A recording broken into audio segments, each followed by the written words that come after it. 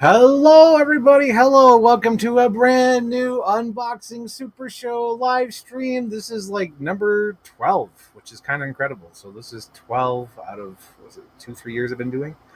Oh my God. We have a Christian Kim Christmas here. Hello, Christian Kim. Christian Kim is a friend of the show. And oh my gosh, he's the best. He is the best. So, without further ado, let's start the Super Show. Let's start it off right. Let's show off the brand new popcorn bucket I got. Nice beaver. Thanks. I just had it stuffed. I got this when I went to go see The Naked Gun. It's amazing. I love The Naked Gun. Naked Gun is definitely a 5-star. Oh my gosh. So my friend on Twitter gave it 3. And I was like, oh my God, that's so mean. Why would you give it 3? Because it's hilarious. There's like jokes every fucking 5 seconds. And like it's at least a 4. So when I heard 3 stars, I was like, what? And then I saw it ranked. Like she's only seen, is it like 20 movies, maybe 17, and it's like ranked number 15. And I'm like, what? How could this be? How could this be? But it's been a good year for movies, so I guess it's fair. But I was just like, how? What? No, man, we're not. But yeah. Here's the popcorn bucket. It says, nice beaver. Highly recommend The Naked Gun. Oh, it even says The Naked Gun on this side, too. So that's cool. That's cool. I wonder if it rotates. No, it does not rotate. And you pop open the back and you put your popcorns in it. Hello, popcorn money's. Hello. Oh, my gosh. We have 3 viewers. Fantastic. Oh, my gosh. All right. So we got a lot to unbox today. I didn't think it was going to be a lot, but then I found some items. I'm like, shit, that brings it over to like a super unboxing. So we got a lot of stuff here. We got a gift from my sister. We got a lot of Jurassic Park stuff. We got Jaws. We got a little bit of Superman. Oops, let me show this first because it just rolled off, and I'd rather talk about it first. So I was at Walmart, right? And there was like a shelf that had like a couple of stuffed animals on it. And I was like, oh, a decision was made. Because it was like Big Bird, this guy, and I'm guessing there must have been a third or something, because a decision was made. So I'm like, oh, I feel so bad. So I got this, what's his name? The Count? Mwah, ha, ah. 1, 2, ah, ah, ah. So I got the Count because I felt so bad for him. He was just sitting on the shelf. I'm embarrassed how much I paid for it, but I was like, I got to stick with the bit. Because like when I cashed out, I was like, holy shit, that's how much he was? It was like fucking $16 because apparently this is like a NECA stuffed animal. I was like, holy shit. But yeah, I got him just because he's cute. And I felt so bad that someone put him down, that a decision was made like, sorry, buddy, can't buy you today. Not happening. And it's like, no, he's got to have a home. So I gave him a home. He's going to live here with me. So let's also start out with these, because I've been collecting all these McDonald's Happy Meal toys. So I want to go through them, because I really love this toy line from McDonald's. There might be a few doubles from last time, but it's just because I'm finally going through it now. But here we go. So I like this. This is like the little, it's the register. You type in your meal here, and this is like the credit card and stuff right here. I love that. That's so cool. I love these McDonald's toys. They're like little miniature, like McDonald related items. Like this one. This one is like my pride and joy because this one's incredible. This is the McDonald's sign. This is awesome.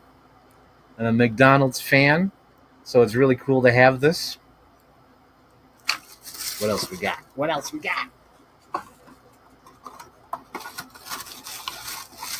We have the McDonald's booth, as you can see here.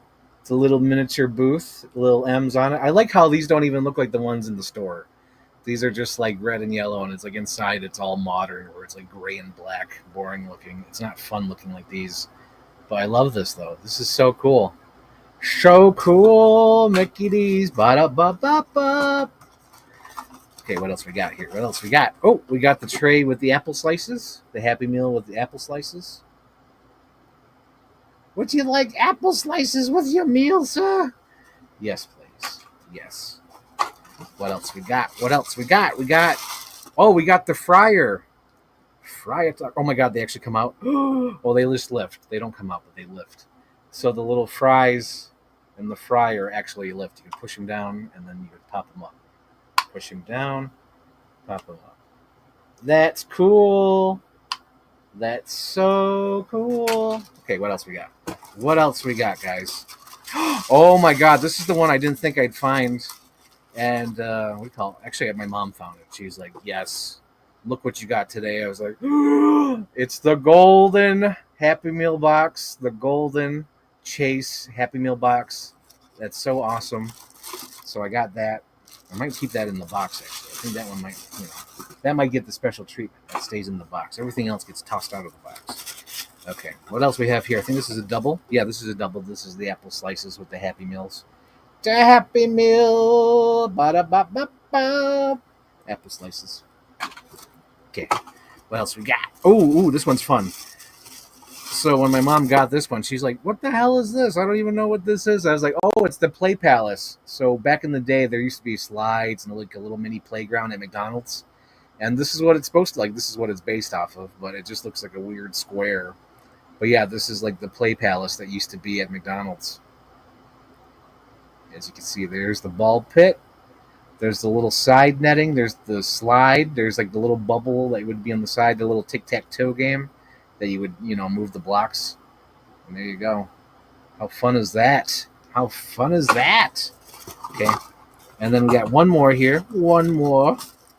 Oh, this one was cool. I was like, oh shit, because this one makes me nostalgic. Or not nostalgic. I guess it just reminds me why I love McDonald's. Because like we have I live in a small town and we have the McDonald's downtown. And it's always fun when the delivery truck shows up.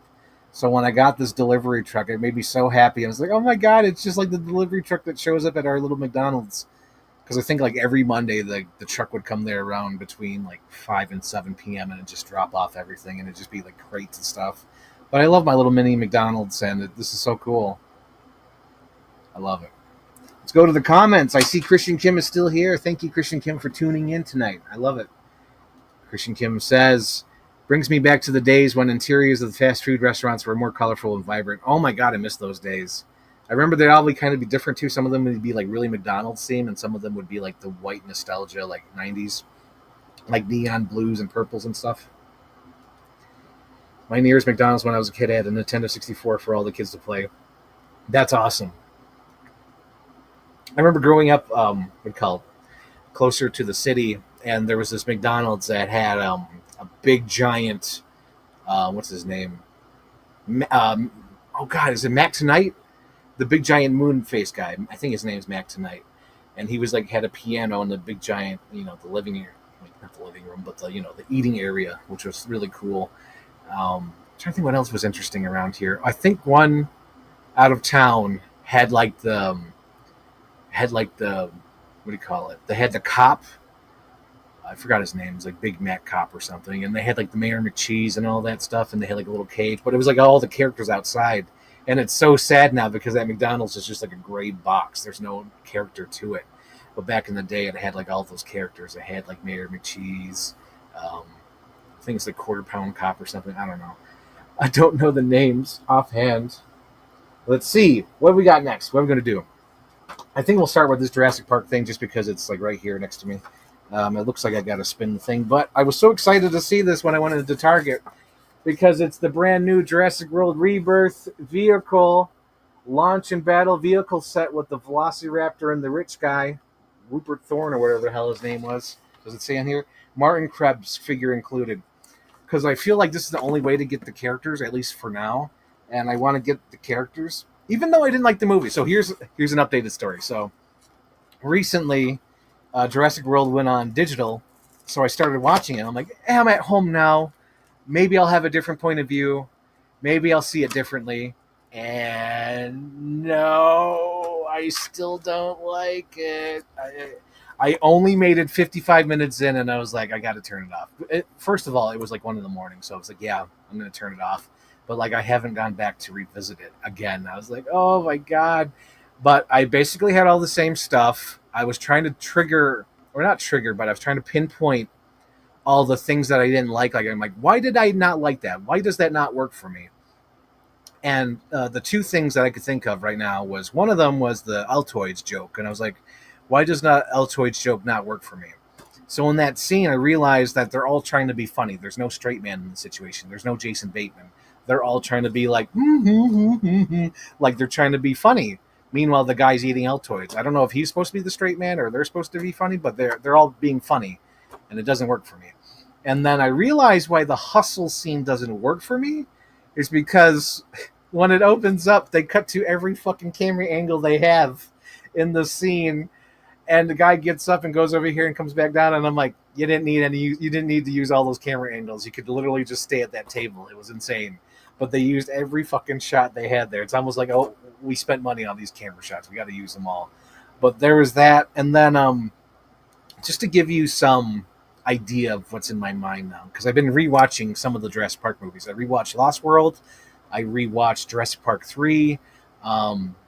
My new comfort movie is Godzilla 1998. I just throw that on. I just, it's like background noise. I sort of pay attention. Sometimes I don't pay attention, but it brings me comfort. It's like that joy. It's like there's something every 5 minutes. It's like, you're on your phone, you're like doing laundry, and then you look up and like, they're pulling down the boats, or he's like, it's the worm guy. It's really fun.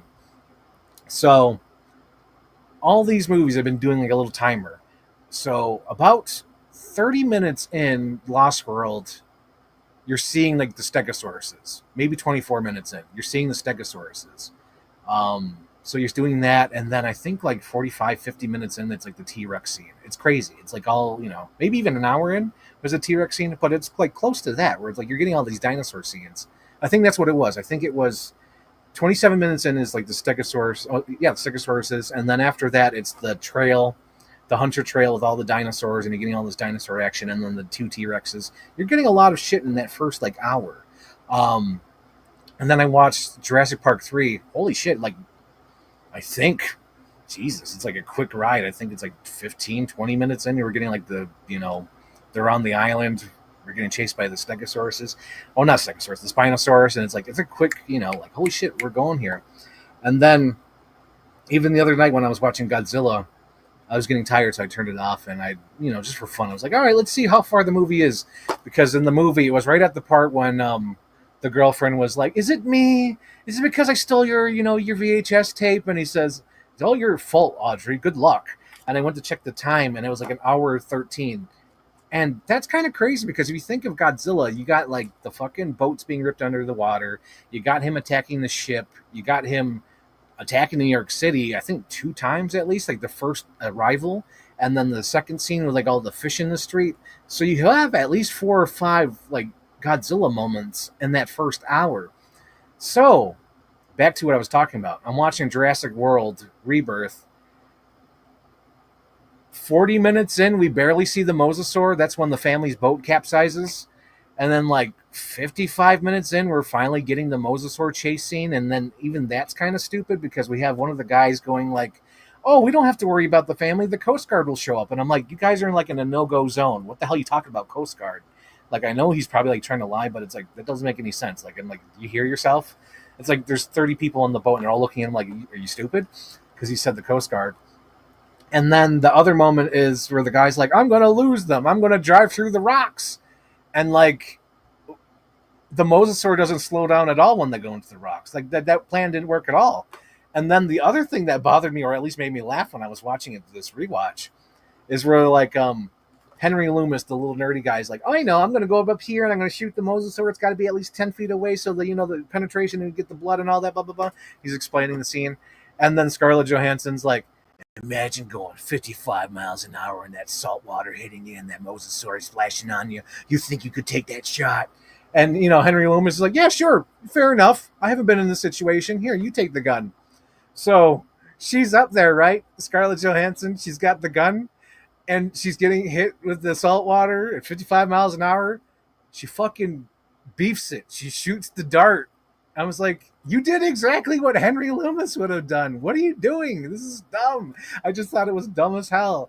And I only made it 55 minutes in. I think they just literally crashed into the island, and the family was all reconvening in the water. And I was like, okay, I got to go to bed. This is like 1 a.m.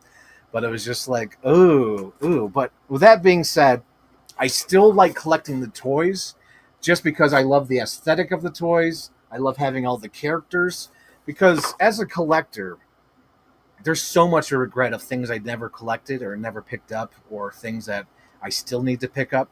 So I'd rather have the collection now than not have it. You know what I mean? And I enjoy the toys. I enjoy the toys. I like setting them up on the shelf and like recreating the scenes.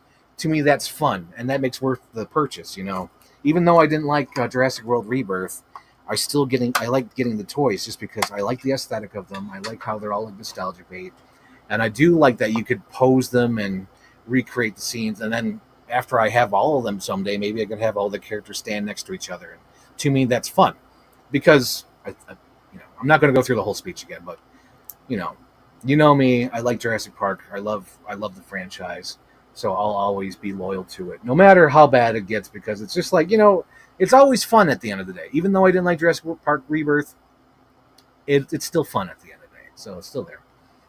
We have comments from Christian Kim. I remember enjoying the movie the first time I watched it, but I don't think I'd enjoy it again a rewatch. Yeah, that's fair enough.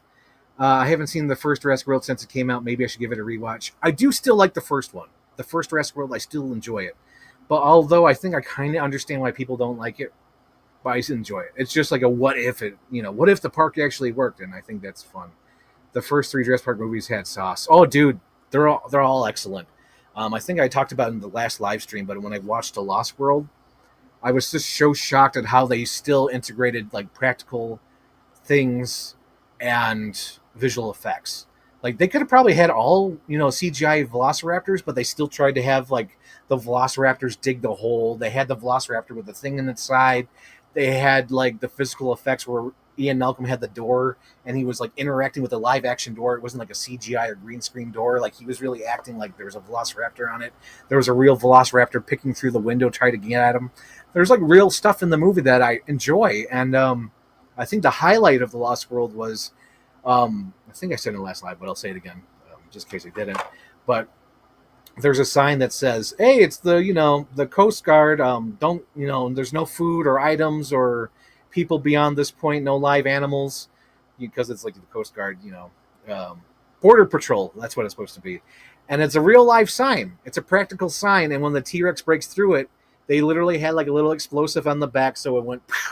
It broke open, had like a little spark of lights because the little lights went through it, and the T-Rex walked through it, and it was a practical sign. And I thought, hey, why can't they do that nowadays? Like nowadays, it'd be a completely CGI sign, cartoon, Roger Rabbit, and the CGI Rex would walk through it, and it wouldn't be fun. And I was just like, man, we have the sauce yet. We just choose not to do it. Like I already know, like Jurassic World Rebirth is already like a rushed movie, so I can't really be too hard on it. But it's just like, if we do have the time, you could actually make a good movie. But they have to make it within a few years, and all the shit that they had to go through in like the last 3 years, like the actor, like was it the writer's strike and like the actor's strike, is all that crap. It's like, oh yeah, I understand. You just got to rush this thing out just to keep it fresh in people's minds. You can't wait too long. Understandable. It's understandable. I don't blame them for their mistakes, but I do ask that they pay for them. Okay, so I'm opening it now. It has like the two little mirrors, two little like missiles. I really do enjoy this. I'm not sure if I'll pick up the RC version. The RC version of this car is an Amazon exclusive, and I might just stick with this. But I don't know. I'm a hardcore Jurassic Park fan, Jurassic World fan. I might try to collect it all, but let's see. I might get that. Oh my gosh! So I was rewatching Phoenician Scheme, right? Because I love that movie. It might be my favorite Wes Anderson, but don't hold me to that because I really do love Fantastic Mr. Fox, Life Aquatic, Rushmore, Royal Tenenbaums. I do love all those movies, so don't hold me to it. But I really do love Phoenician Scheme, and as I was watching it, I realized the leader of like the U.S. government or whatever, the U.S. agency that was spying on him, was the Rupert guy, the guy from Jurassic World Rebirth. And I was like, holy shit, that's hilarious. It's the guy who gets eaten by the fucking beluga whale. So there's that. All right, let me open up this guy. Let me do the little spinning thing on the bottom. Spinning wheel, got to go round. All right, here we go. Get those little things off. Probably tip them in there. Want to know buddy peeking. You can name that reference. You're amazing. Okay, want nobody peeking. I love this. This is amazing. This is incredible. I love this. This is cool. It's got engine on the side of that chopper. I don't get it. Hammond sent 2 teams.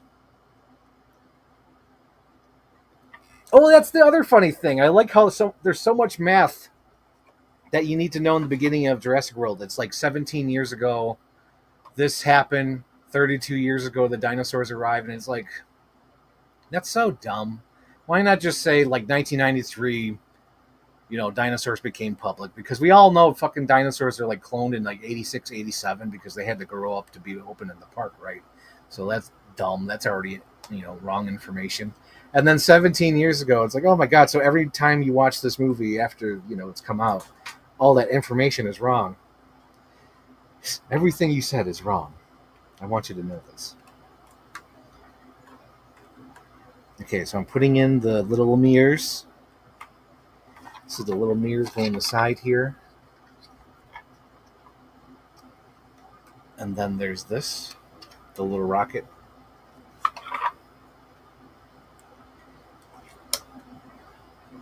Yeah, but I'm so glad to have the humans. I have the humans. So he goes inside. And he drives the truck. Oh, what happened? What fell? Oh, the mirror. The mirror fell? How the hell? I plugged that in. Oh, God. Okay, so if you get this, be careful with the mirrors. They might pop out randomly. Because I literally just plugged that in and it just popped out because there's no other way to put it in. Yeah. How the hell? Yeah, somehow that popped out. See, I don't know how it popped out, but it did. So be careful of that. They might pop out on you. But yeah, I'm going to display this on my shelf. Oh yeah, speaking of which, guys, my brand new shelf came in. There's 5 layers on it, and they're all accounted for already. And there's also some idea changes too. So I think you guys remember that I said, hey, this is going to be all Universal monsters, right? But then after I got the Spinosaurus and the brand new Buck Rex from the San Diego Comic-Con, I was like, holy shit. There's enough space there to have the Spinosaurus and the Buck Rex so I could recreate Jurassic Park 3 right there, right? Because originally I was going to put it over here on the Jurassic Park shelf. But it's all changed now, so the Universal monsters are now on the new shelf. So on top, it's Fantastic Four 2025. I probably will get some 2005 and 2007 Fantastic Four figures just because, I don't know, I want those included as well because that whole top shelf is Fantastic Four, Superman 2025, and it's going to be mostly that just because I ordered the Galactus popcorn bucket, and I know that's going to be fucking huge, and I have the Fantastic car, and I have all the Fantastic Four people up there, so I think it's going to be just fun just to fill it in with the other Fantastic Four movies. So that's the top shelf. Second shelf is going to be Jurassic World / Jurassic Park Rebirth, or Jurassic World Rebirth. That's the second shelf. Third shelf is going to be Street Fighters and Marvel. Right now I have a little corner for Quint and Matt Hooper, just because I want to see them displayed, right? Because I'm going to get to it. But that shelf is going to be Street Fighters versus Marvel, so it's going to be all the Jada Street Fighters and all the Marvel Gamerverse stuff. And whatever I feel like should go there. I feel like most of the X-Men should go there. And then the next shelf is the Universal NECA Monsters, so that's cool. It's got its own shelf, much bigger space than this, so there's room for expansion. Aggressive expansion! I could get rid of the casket and for the Mummy and the Dracula and fit more characters on there. Right now, there's probably enough for maybe 4 more characters, maybe 5. There's enough for a lot because I could always put them in neutral poses, and there's enough room for tons of expansion for the Universal monsters. So I'm not that scared about that. So that's cool. I feel like it's much better space than they were going to be in. And then the bottom shelf is going to be Thunderbolts. Whenever they come out in my area, I'm going to get the Thunderbolts, pose them like they're in the Jackass, the grocery cart. And then the middle part will be Jaws after the Bruce the Shark, becomes public or whatever in the NECA store. I want to get the shark with Matt Hooper and all the Jaws toys that I could possibly get that are a decent price. And then the little corner over there is going to be neutral posed A New Hope. Originally, they were going to take over the G.I. Joe shelf, but now that I have everything, posed out, I feel like G.I. Joe is saved for now. And I still like that section because I like it's fun. And then the Star Wars section is fine, because that could be like a retro feel, like hey, it looks like the collector box from the '70s because they're all going to be like in neutral poses, so that's going to be fun. But yeah, this is the reason why I wanted to do this live stream like today, because it's warm out, and I almost wanted to hold off, but I want to open all this shit because I wanted to pose it all on the shelf. But yeah, I wanted to definitely pose all my Jurassic World Rebirth stuff. So this is cool. I recommend it. This is a lot of fun and a lot of detail for the vehicle. I love that Mattel still does the vehicles. I'm still holding out hope that they do the RV, an updated RV. That'd be awesome. So speaking of Jaws, let's open up this one. So this is the cloth figured one. So I think I already have the Quint. The Quint's on my horror shelf. So this is the Matt Hooper. This is the Am the Arrival. There is another version where it's like a deep dive Matt Hooper, but this is the what do you call it? Am the Arrival Matt Hooper. So let's open this guy. I'll probably keep the box for this one, because you never know. Maybe Richard Dreyfuss will show up around here again. Richard Dreyfuss. I do like that the hats are removable.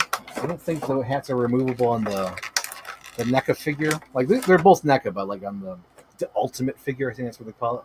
The hats are removable on this one.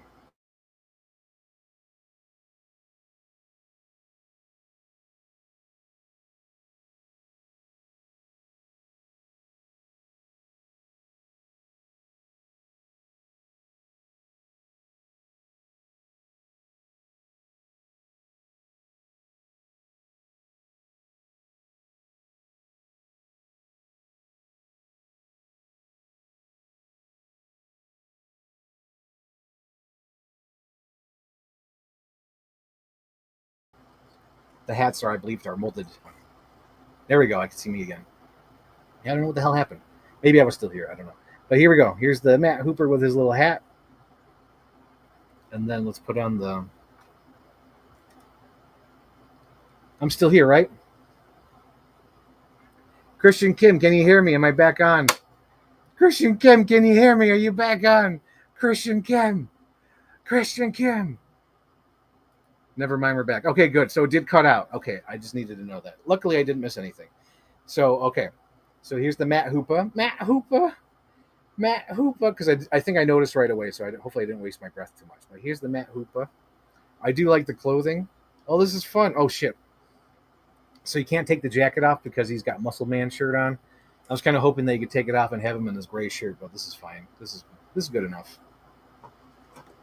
So he comes with his bag.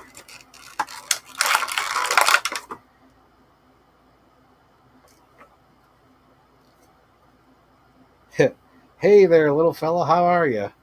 You're not going out with those nuts, are you? Ah, Matt Hooper. I think as I grow older, I think he's starting to slowly become my favorite character, Matt Hooper. Are you rich? Me or the whole family? Oh, man. So he comes with an alternate head, which is more of a stoic head, because the other one's a bit smiley. This is stoic, more of a normal head, a normal face. And then the cups. I think I'll leave the cups in the back of the box, because I'm going to keep the box anyway, so... Put the box back in there. Want nobody peeking. Okay, keep the box. I'm going to put it over here so I know not to throw it away. All right, so finally, I was able to pick up the Green Lantern, Guy Gardner. This one does not have the mark on his face because at my Walmart, like, oh my God, they kept putting him back on the shelf where he has this big giant like bubble like paint mistake. And I was like, shit, I don't want that. And I know there's enough of these toys where I don't have to buy one that has a mistake. So I finally got him, the Guy Gardner. The only ones I haven't gotten are the Engineer and Metamorpho. And I don't think I'll pick up those ones, because Metamorpho is like, yeah, he's a fun character, but he didn't really speak to me. And then the Engineer is just like, she's got Judge Doom hands. Who cares, you know? She didn't really speak to me. She's like, eh. So he comes with the little Gary piece. I'm a punk rocker, yes I am. So here he is, and he doesn't have the little paint blemish on his cheek. So that's good. Guy Gardner himself. Oh, it's so funny, too, because, what do you call it? Me and my mom were just talking. And I guess Josh Brolin said that there's going to be like a Sicario 3. And I was like, oh my God, that's so cool. I wonder if the girl's going to be in it. She was famous.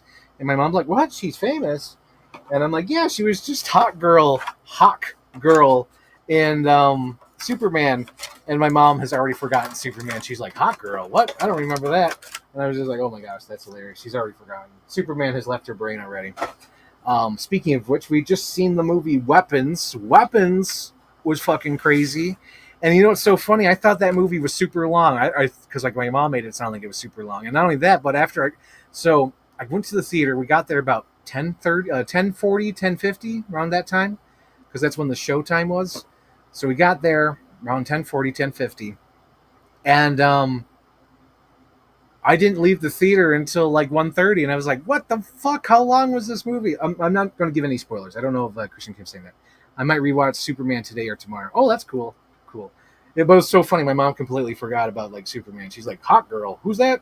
So we saw Weapons. I don't want to give too many spoilers, but I'm going to try to give my generic thoughts. Because when I first walked out, I thought I felt like I binged watched an entire season of television, because there's so much story that they pack in there. I didn't know it was only 2 hours. I literally thought it was like 3 hours. Because I let out an involuntary holy shit. Because when I saw that it was 1:30 and I knew I had gotten there at like 10:40, I was like, holy shit, I've been in the theater this long. But that's just crazy to me, how long how long it seemed. But it's only 2 hours, and they squeeze so much shit in that 2 hours.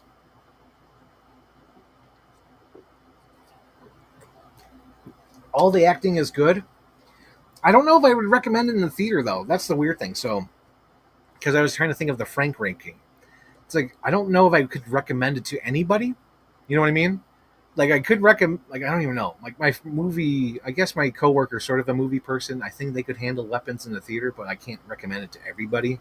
You know what I mean? Like, this isn't an everybody movie. This is like, you have to like movies. You have to like that atmosphere. You have to like storytelling. And it's like weird shit. It's like, you have to like horror movies. It's like, I can't recommend this to one coworker who's like average moviegoer, because I recommended them Wolfman and they couldn't handle that. They didn't like that. But like, I recommended Eddington to the other coworker, and that coworker liked that, so they could probably like Weapons. You know what I mean? You know what I'm saying? So, Weapons is weird. It's fantastic. It gives the feeling of like early Tarantino. I know everyone says Magnolia, but I don't really feel like it's Magnolia. I feel more it's like Tarantino. I feel like it's Reservoir Dogs, Pulp Fiction. It's more along those lines more than Magnolia, in my opinion. The only time it gets Magnolia is I feel like the look of the cop. I get that. What else? It's like a fairy tale. It goes Ferris Bueller at the end, which I thought was hilarious.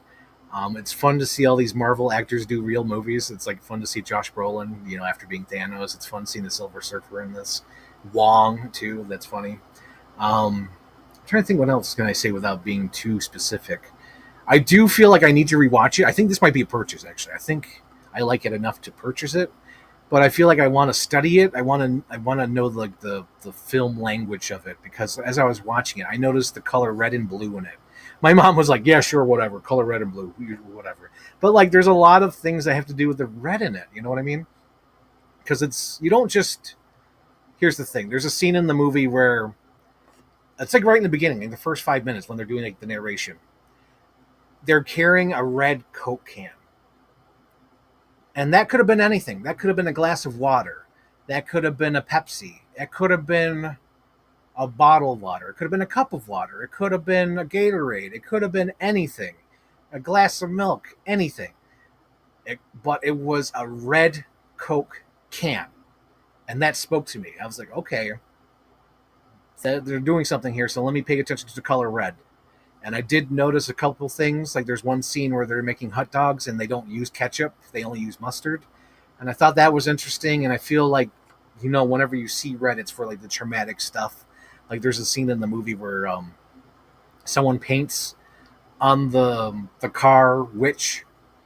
And it's so funny, too, because it's like introduced later in the movie of you understand why that paint's there.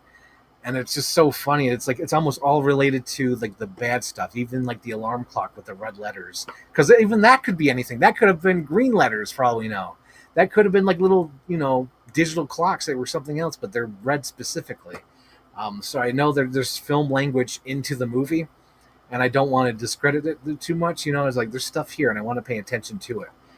There's deep meaning to it, and even afterwards, after reading about it, there's like I think he said like the director said that each character is like a piece of him going through his grieving process, and I was like, holy shit, that makes sense. That makes a lot of sense that each character is part of the grieving process of like bargaining and acceptance, anger and questioning and stuff like that. It's just like it's fantastic. It's well made. Um, Although, like my first impression of it was just like, it just feels like a television show. Like I know you probably didn't have enough for a series, so you made a movie, but I don't know. I don't want to discredit it like that, but after thinking about it and really, sitting with it for the last couple of days, I'm like, yeah, that's cool. I like that movie. That's a good movie. So I recommend it. I think I talked about it enough without even giving any of the fucking stuff away. I think I just said like a few things, and it's good. And there's a lot of great camera movements in there. And another opinions I want to get out there just before I forget them. I remember walking out of it, and like for some reason I was thinking Prisoners, and I was like, oh yeah, Prisoners, definitely for sure. And then I watched the director. He was like on Letterboxd or something doing an interview, and he said Prisoners. I was like, oh yeah, fuck yeah, I felt that. Oh my gosh. So yeah, there's a lot of Prisoners in there as well. The Denny DeVue movie, whatever the hell, with one Hugh Jackman and Paul Dano and all that stuff. Jake Gyllenhaal. So it feels like that movie. And then the other thing I wanted to say, just because it's like a personal opinion or like a personal thought, because I was watching it, I was like, oh, that's weird. Hang on. Let me take another drink of water. There's a lot of talking about this movie.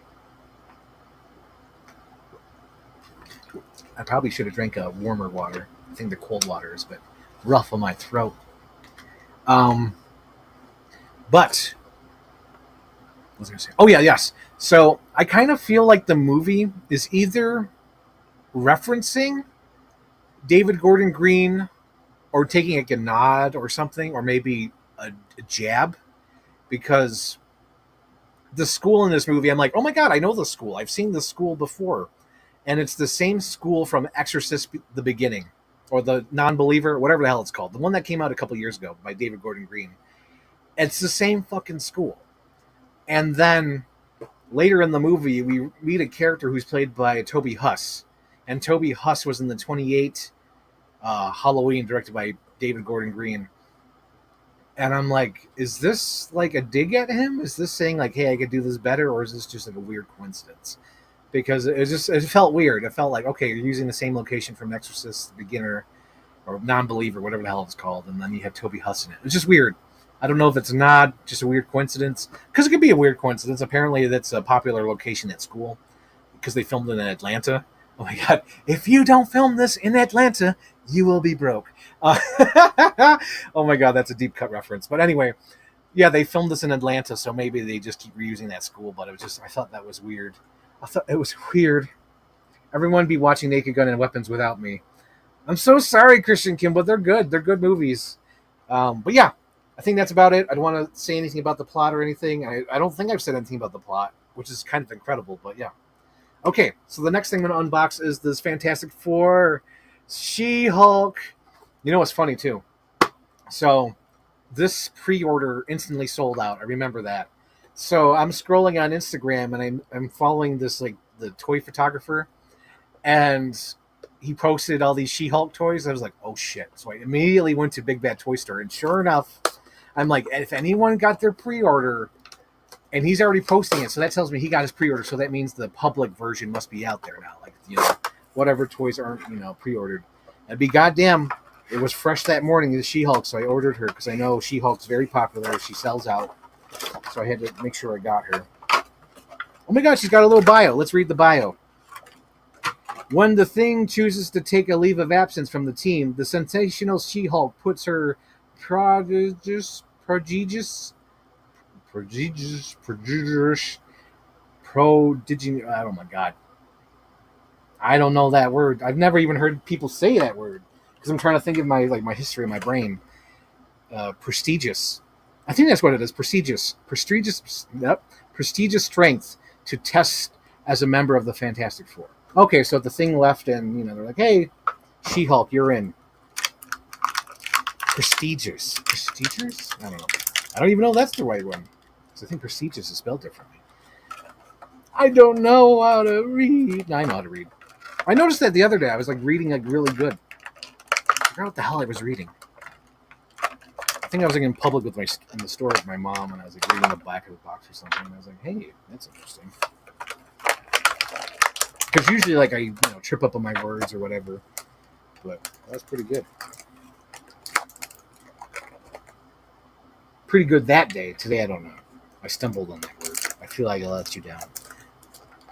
Wow, we got tons of hands here. We have a thumbs up, a peace sign, 2 grip hands, and 2 fists.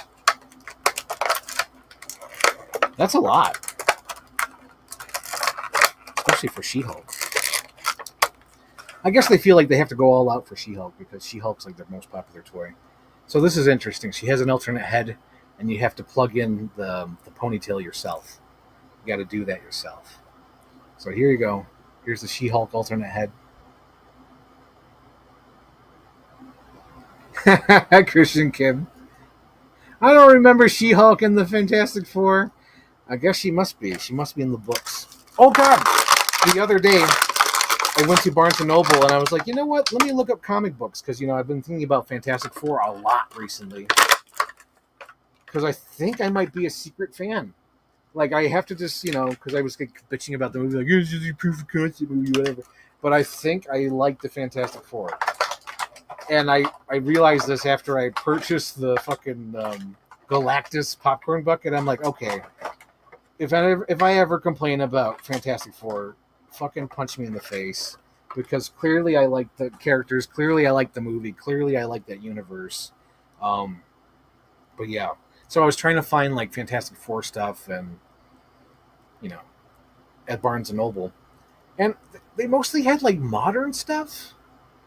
And I sort of wanted like an omnibus or like a little book of like the old shit, and they kind of did, but it was like one of those books that had like the history of Fantastic Four, so there would be like sections of like advanced reading, chapter book reading, and then I would go back to like the old school drawings of the '60s comics. I'm like, I don't really want that. That's not what I really want. So here we go. She's got pinless joints, lush hair. I'm pretty sure this is completely different, or mostly different from them. I should say, like, the head sculpt's probably different, but like the body's probably the same from the other She-Hulk. Well, this is cool. This will be displayed with my Fantastic Four figures, so she'll be up there, doing the gun show. Oh, let me do the peace fingers, because clearly I'm going to use the peace sign. Let's see. Oh, God. Okay, I'll use a fist for that hand.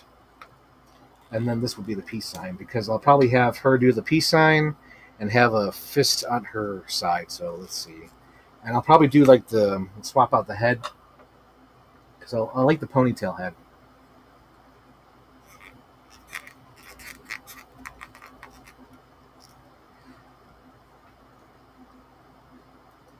Here's the thing, Christian Kim. It's like I'm confused about it, but I know I must like it enough to have all the fucking toys. That's the crazy thing. Because I thought, like you said, like when I do tweet about Fantastic Four, I do tweet like it's mid. But the other day, my mom was like, at 9 a.m., she said, oh my God, did you get the Regal text? I'm like, no, I didn't get the Regal text. What is it? She says, the Galactus popcorn bucket is available for pre-order on the Regal thing. I was like, holy shit. Christian Kim, I fucking bought the Galactus bucket. I bought it. I pre-ordered it. I'm going to get it in December. And this is a movie where I've been like, it's all right, it's okay. But after I ordered the Galactus popcorn bucket, I'm like, clearly I must like the movie. Because everything I collect is something I like. Like, I have a fucking shrine of Jurassic Park, Universal Monsters, Ghostbusters, Ninja Turtles. And if I'm that obsessed of having Silver Surfer, Mr. Fantastic, Johnny, The Thing, the Fantastic Car, it's like, if I'm obsessed with getting all those toys and fucking getting the Galactus bucket, it's like, I must like the movie. Like, punch me in the fucking face if I sound like I'm complaining about the movie. But because clearly I like the movie. Even though I'm like, it's a weird movie. Because, like, it is, I'm going to say it is a weird movie. Okay, so, like, I rewatched Rise of the Silver Surfer. That's a real movie.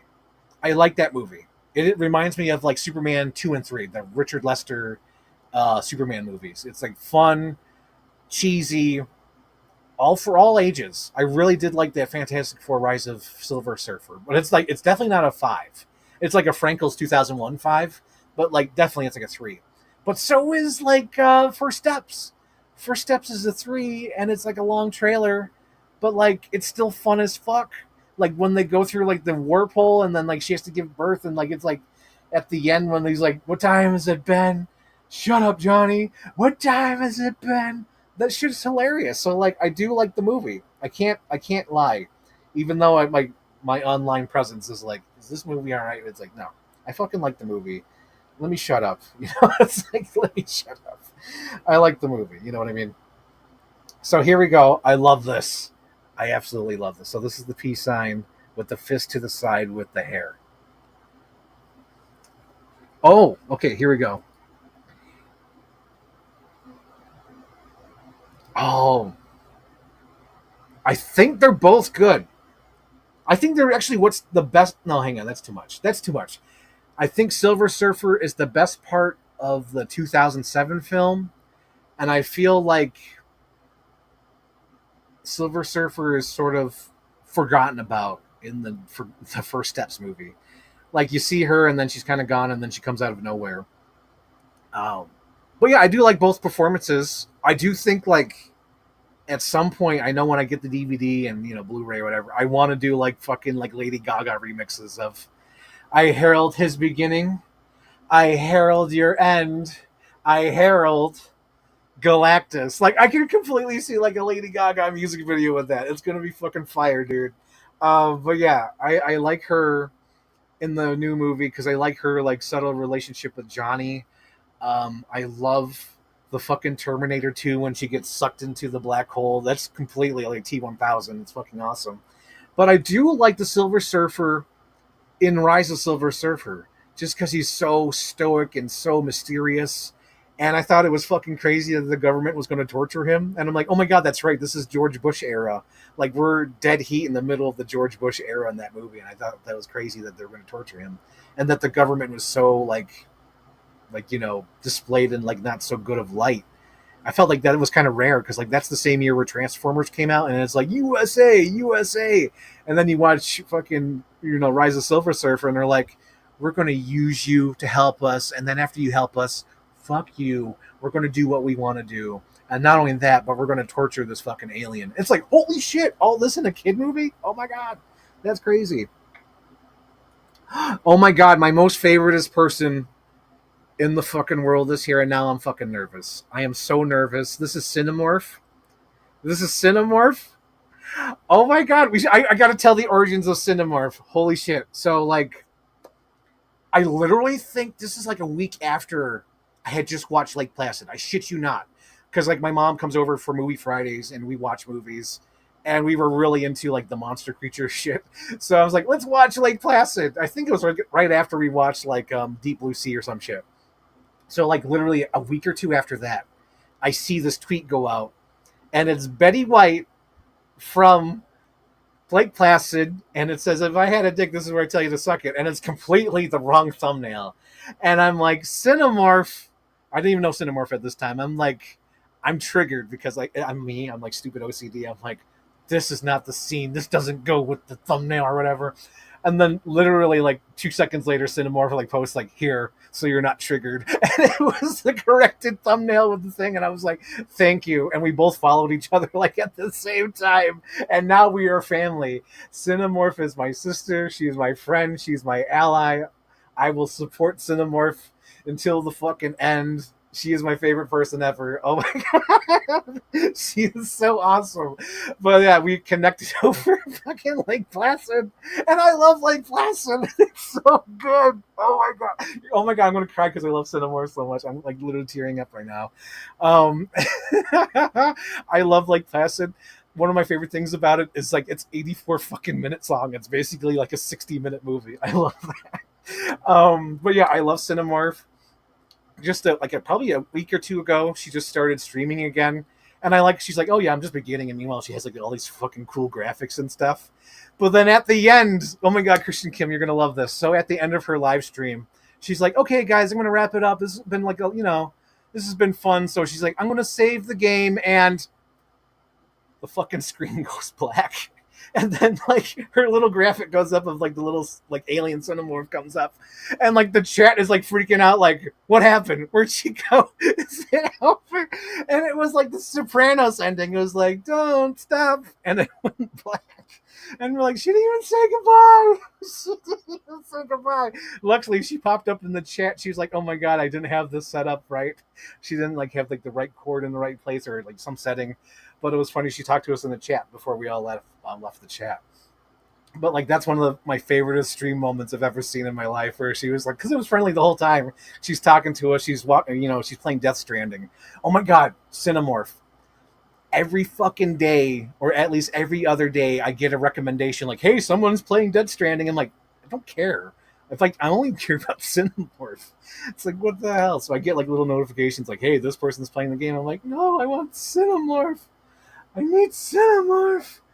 Oh my gosh. Here we go, Cinemorph. My favorite Twitter interaction ever. Bro, like literally it was so fresh in my mind, and I love that movie so much, and I was triggered. I was like, you need to use the right thumbnail. And then literally like 5 minutes later, like, here you go. So you're not triggered. But yeah, that was so awesome, and I love Lake Placid, and you're amazing. I love your countdown to Alien Earth. I support that. I feel like of all the things Disney has acquired, they have not fucked up Predator and they have not fucked up Alien, which is incredible. Like to me, I don't know if you know this, Cinemorph, but like literally Alien Romulus is like one of my fucking favorite movies ever now. I've watched that at least 3 times so far. I'll probably watch it a lot more when the weather cools off because I've been aching to watch it. But I love Alien Romulus because it's everything I love about Alien. I don't want to get too. I'll probably get emotional talking about it, but it's like literally, it's how like Jurassic World was to Jurassic Park, where it's like a reference to like all the things that have come before it. Like Alien Romulus is like fucking everything that's come before it, and building up new characters. Like I love Rain. I love Andy. Andy is probably one of the best performances in the last 5 years, and like him not getting nominated or any nomination at all is fucking insane because Andy is so awesome.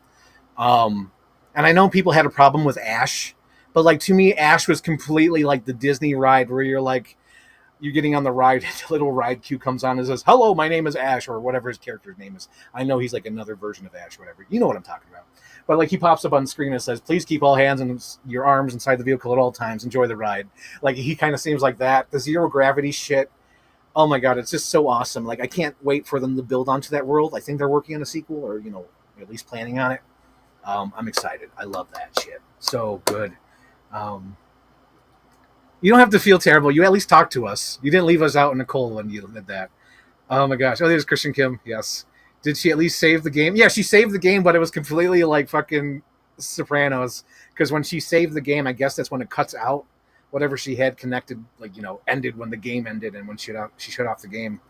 I repent my sins. Also, I love your room. Oh, you love my room. Thank you. So this is your first time. So let's go through it. So let's go over quick. This is going to be Jurassic Park 3. This is Ghostbusters and Ninja Turtles. This is all horror movie characters. This is Batman 66 with some like SF figure arts and stuff like that with the Toonie Terrors. Street Sharks are on the bottom. And then over here, like we have all Jurassic Park. This is like the whole like top shelf, and the 2 top ones are it's all Jurassic Park. Like Jurassic Park slowly taking over. I think that's the toy line that I'm definitely collecting. I'm committed. That's the thing I'm collecting. This is probably going to be... Oh my god, oops, I spun too hard. This is probably sadly going to be the last of it, just because McFarlane lost the license. But this is all the McFarlane Batman stuff. This is like the Batman movies. So Batman Returns will go over here when those figures come out in November. Down here is like my 90s nostalgia stuff from the comic books that I read as a kid. And it's like splitting, like the universe is splitting. So like right in the middle, it's Ezra Miller Flash going to the Snyderverse, which I do like the Snyderverse, but not as much as I used to. But I enjoy it. It's not perfect. It's not perfect. Well, nobody is. And then I have all the Disney, all the like McDonald's toys from nostalgia. That's all from my childhood. Bottom is all 90s toys. It's incredible. There's a whole shelf over here, but you can't see that, so I'll lie. At some point, I want to do a room tour, but I want to make sure like there's at least a majority of stuff on the shelves, because the new shelf, like, it's bare. I feel like oh my God, probably December. It'll be mostly filled because the Star Wars section will finally have Han Solo. It'll have the new Chewbacca. The grocery cart will have all the Thunderbolts because by then I should have all the Thunderbolts. More Street Fighter should have come out by then. All the Gamerverse Marvel should have come out by then. Any Jurassic World Rebirth should fill up that section. And Galactus, I herald his begin. I love that. So Galactus will be on the top, so it's going to be incredible. This is really filling up. I've been loving it. Loving it. Let's see. You're amazing, Frank. The stream is quality awesome. Romulus is really damn good. I need more Andy in the franchise. He is sunshine. Dude, Andy is so fucking good. Rowdy Riles. Oh, hello, Rowdy Riles. You are new here. Hello. Hello there. And then it's awesome. I love all the sections. I need the physical copy of Rebirth. I really enjoyed it a lot. Had a good time in the theater. Oh! I don't want to talk about my opinion. You'll have to see my other live stream. I don't want to pop the bubble. Okay, so we just reviewed this. So this is the last thing I just popped up. I want to show it again. This is how she'll be displayed. I love that. I love the ponytail. This is really great. She-Hulk is like, I love her aesthetic. I don't think I've ever really read any of her comic books. I wish Marvel, I think DC's a little bit better with it, but I wish Marvel would sell omnibuses that aren't fucking crazy expensive. Because I feel like they're all like hardcover $180 books, and it's like, holy shit, what if I don't like it? What if I stop reading halfway through? You know what I mean? Okay, we're continuing. So, G.I. Joe is like a hard, or at least for me it is, it's a hard toy line to collect because most of the stuff you have to like pre-order, and I'm not a pre-order guy, and then they never show up at Walmart. Sometimes they show up at Target, like one of these showed up at Target. I'll give them that. But like, I miss out on a lot of stuff because like I'm not there on it, and not only that, but like G.I. Joe is like on the different tier of my collecting. It's like Jurassic Park, McFarlane's, even like Marvel Hasbro's are higher than that. So I missed out on the original cover girl that they released for the G.I. Joe classified. So they had this. So this is like the retro one on the retro card. So I was like, I got to order that right away because I missed out on cover girl. I think she was like a pre-order and then she never was in stock. It was crazy. So Rowdy Riles, where are you from? Tell me. Prove. Where are you from? How did you discover the live stream? Because I know Cinemorph. Cinemorph is awesome. Cinemorph is like my new favorite person. She's amazing. She's the best. She has a Twitch stream. Oh my god, she's just incredible. She's the best. There's no other words. Like she's the extra most bestest. But yeah, I'm excited to have this cover girl. She's definitely going to go into the G.I. Joe section that I still have. Oh yeah, Cinemorph. Like every section, I try to have some sort of theme or background. Like I have the Sailor Moon girls, and they're all posed like this because like I went online and did tons of research on like these posters. So not tons. I looked up like 3 images. I'm like, okay, I like these poses, and I put them all together, and I mixed and matched all the poses. So I like that. And then I have a Speed Racer section because I had Speed Racer as a kid, and all those toys were beat as hell. So I ended up buying all of them during COVID, like new purchases. And right now, I think they're all hard to find now. I think they're all expensive because I think when I bought them, they're like $10, $20. Now I think they're like $30 and $40. They all jumped up in price over COVID. But I have the Speed Racer section. And then my G.I. Joe section I'm going to talk about is because my G.I. Joe section is inspired by 2 things. So when they released Watchmen, like Zack Snyder had like a black and white photo shoot with all the actors. I remember that clearly. It was like, Silk Spectre, comedian, Night Owl, and it was like all these cool photos in like Entertainment Weekly. And there's that, and then the movie Armageddon, and I think even Transformers. Like I think Armageddon and Transformers, like in the background, there's always an American flag.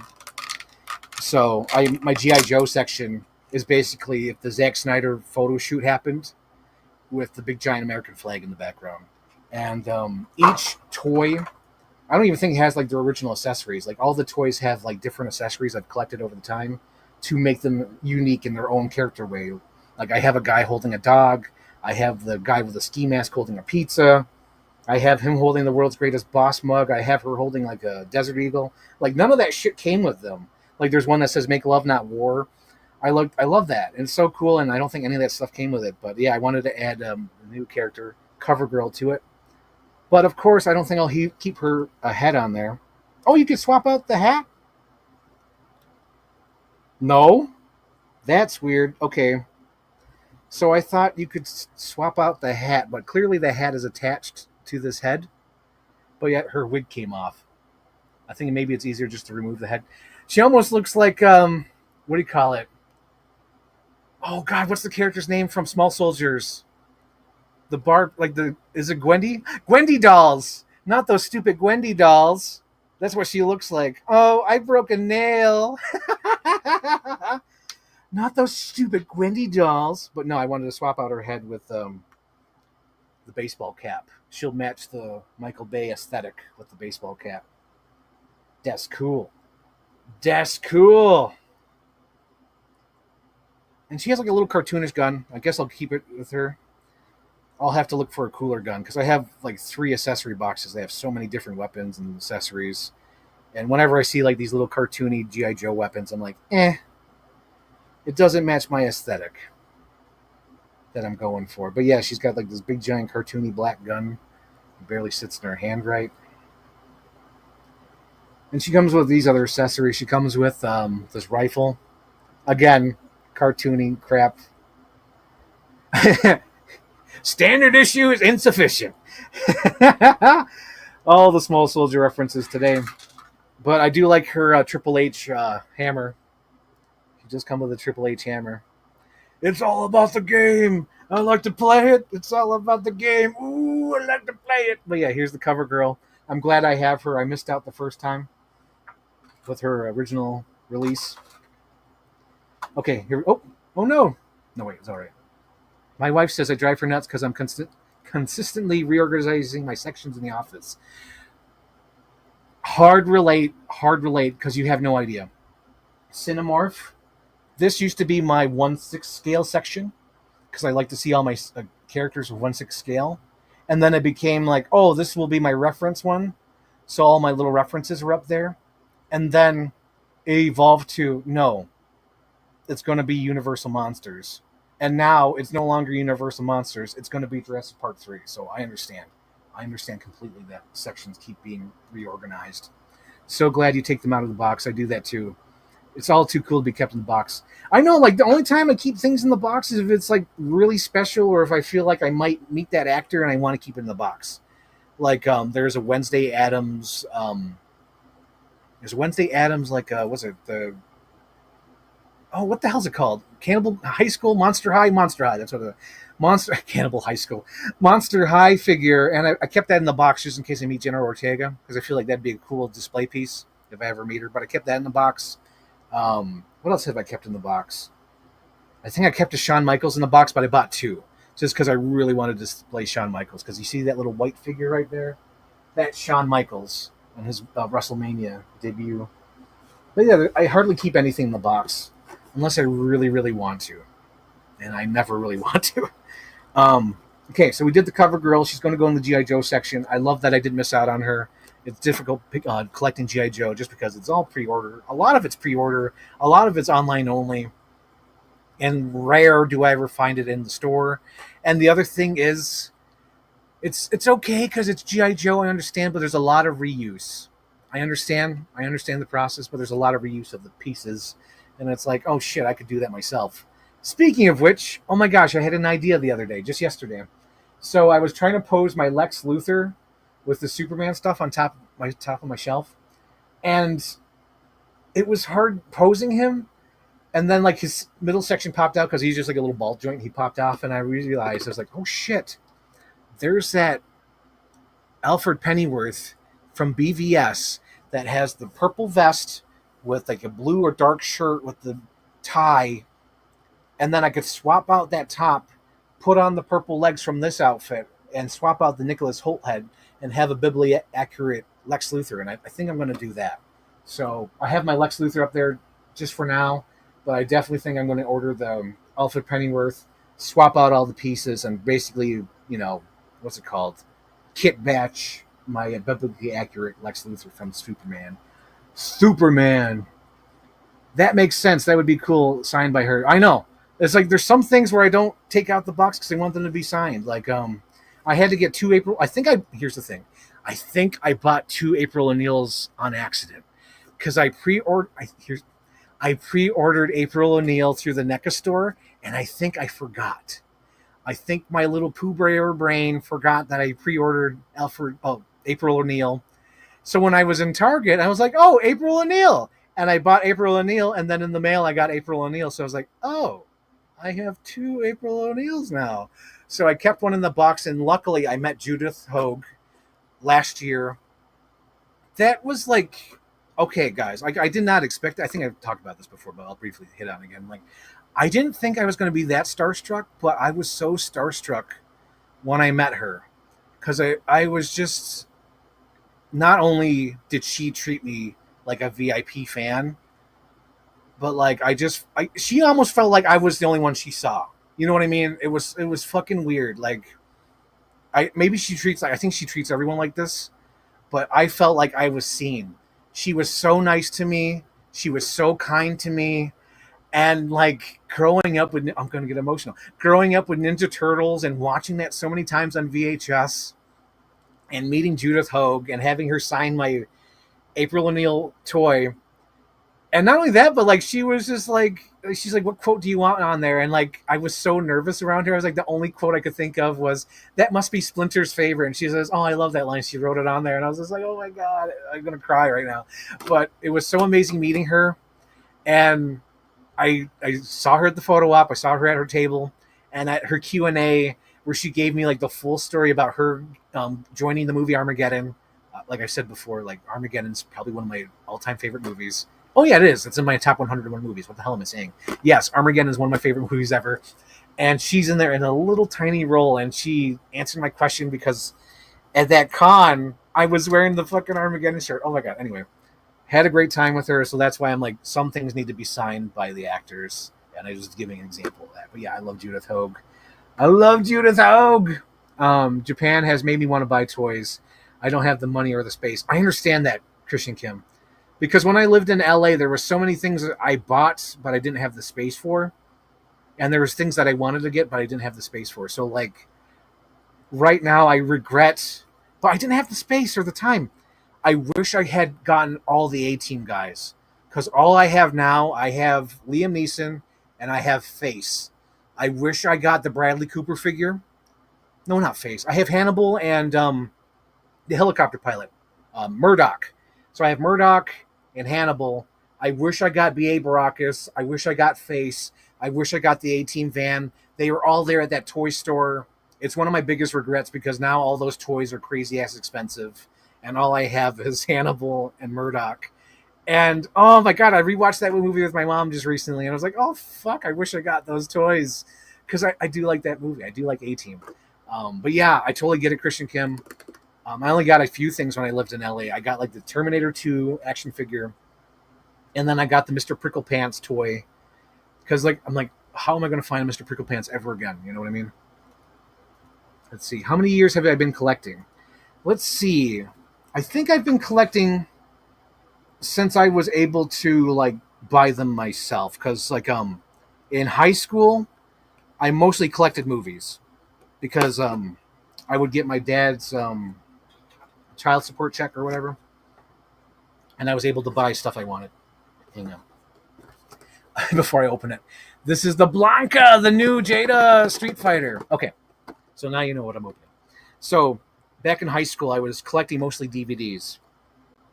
Because it was right around the time, too, because I was able to, I got the full child support because I was of age and I was responsible enough to, buy money and buy stuff. So it was right around the time where I got into Edgar Wright, and I watched like Shaun of the Dead and Hot Fuzz and hearing the commentary tracks and getting the Empire magazine. So I collected a lot of movies back then. So that's what I collected when I was in high school. I used to collect toys in high school. Like I collected toys when I was younger. So I think I'll tell you how I stopped collecting. That's an interesting story because I just remembered just now as you're talking about this, because I think that's how I transitioned to DVDs. So I would get toys for Christmases and birthdays. Christmas, I had a Lost World Christmas, RV, all the dinosaur toys, amazing. 1998, I had a freaking Small Soldier's birthday, basically the entire toy line, almost all of them. So I was collecting toys. Jurassic Park 3, I remember I collected most of the human toys. And some of the dinosaur toys, I didn't like how they were all solid, so I didn't really collect them all. I did collect the Spinosaurus, so I have the original Spinosaurus. Um, and I did collect the Marvel Legends in the beginning. Like I have that Hulk, I have like a first appearance Iron Man. I used to have, because now he's broken apart because years of playing with him. But I had a Mr. Fantastic with like the stretchy and bending arm. I had the Ben Affleck Daredevil, Punisher. I would collect toys, and then I got teased by a teacher in 2006 because I only remember that because I remember movies. So in 2006, it was Mission Impossible 3. So I was teased by this teacher because I was talking about how I was like collecting Star Wars or something like that, and I think I even mentioned like Marvel Legends. Like I think I was like mentioning, oh yeah, I have like the Thing and Mr. Fantastic, and I was teased by the teacher. He was like, oh yeah, like the 40-year-old virgin, because I remember that movie had just come out and it made like nerds again. Like it wasn't a good time to be like collecting anything. So I got teased by the teacher, and I remember like, okay, maybe I should stop collecting because like maybe it's weird to be collecting. So I stopped collecting toys and transitioned to DVDs. And then I started collecting again probably in 2016, 2017, because that's when I got a good paying job and I was able to collect whatever I wanted. And I was like, fuck it, I don't care. I'm of age, it's my money. And there's a lot of cool shit that I want to collect. So like with my first paycheck, I got like the Ethan Hunt 1/6 scale figure. I got the T100, 800 Tech Noir figure, and I had the freaking Michael Keaton Hot Toys Batman. And that's where it kind of started, like revamped my collection of toys. I used to try to collect everything, but then when I got my own place and realized there's like a limited amount of space, and there's like things that you want to get, but it's like, oh shit, because I used to collect a lot of Hot Toys, but like it's been a while, just because it's been a while. um, but I used to collect a lot of Hot Toys, and now I don't really do that anymore because one Hot Toy can give me like a whole shelf of toys. You know what I mean? Because there's like a lot of Hot Toys I want to get. I missed out on the Han Solo. I missed out on the Ellen Ripley. I regret those. Those are like my white whales. I even missed out on the freaking Dirty Harry. I should have just got the Dirty Harry when I had the chance. Because Dirty Harry is like one of my all-time favorite characters, and I didn't get him. I was like, should have got him. Should have got him. But yeah. Started collecting in 2016 again. So to answer your question, sorry. I know I answered like everything, but it's like, yeah, 2016 started collecting again. But now I try to keep it to what I can display, or at least I try to. Like, I'll fully admit, like, I don't have the room for the wrestlers, but whenever there's a cool wrestler toy, I got to pick it up. Like, they recently just had The Godfather, and he's just standing next to my wrestling section. But yeah, like wrestlers, if there's a cool one that I can get, I usually get it. Like, there's going to be a Bull Nakatora, I think that's her name. I'm going to get that because that's her first time ever as an action figure. So I was like, oh shit, I got to get her. But yeah, I usually get my favorites if there's like a cool Jake the Snake, if there's a cool John Cena, if there's a cool Rock, or anything that's cool and like different enough. Like to me, The Godfather was like different enough. Like, oh shit, I got to get that. Right now, my white whale for wrestlers, because I know they're usually hard to get because they always sold out. And I'm not a pre-order person. I really don't like pre-ordering because I'm not responsible enough. But pre-order, my white whale is the Dudley Brothers, or not the Dudley Brothers, the Dudley Boys. Because I love the Dudley Boys. They were like my shit when I was younger. Like they were the hugest guys when I was a kid. It was like them and the Hardy Boys. But yeah, my white whale is basically them, the Dudley Boys. And I think they just literally got their license back, or their likeness rights back to the WWE. I think that just literally just happened the last couple of years. Because I think they could make Devon toys, but I think Bubba Ray was with somebody else. So now I think he signed a legacy contract. So now there's that. Okay. But yeah. They're my white whale for now. And we have Blanca. As you guys know, I love the Jada Toys toy line. These are like solid figures. They're pinless. They could stand on their own. They don't really need a stand. I love the detail. I love the articulation of these. If you my original review, it was just glowing because to compare, I remember reviewing the Street Sharks, the new 30th anniversary. By the way, what happened to Wave 3? I feel like they just quietly swept it underneath the rug. I don't know if Wave 3 is going to happen for Street Sharks. But anyway, I remember reviewing those figures and just being like, oh my God, they can't stand on their own. And you literally had to bend their knees like the old toys used to be. And I'm like, why don't you just make them like the old toys if you had to bend the knees anyway? But like the Jada toys are fantastic. They've made like Universal Monsters. I'm fucking scared because they're doing like the Scooby-Doo toys. And I'm like, oh my God, I love Scooby-Doo. That's going to be the end of me. I'm going to have to collect them all. But yeah, I love the Jada toys. These are excellent figures. Highly recommend. If you're into Street Fighter and you just want to collect your favorites, this is the best toy line. And for the price point, too. Oh, my God. Here you go. Love that. Love that.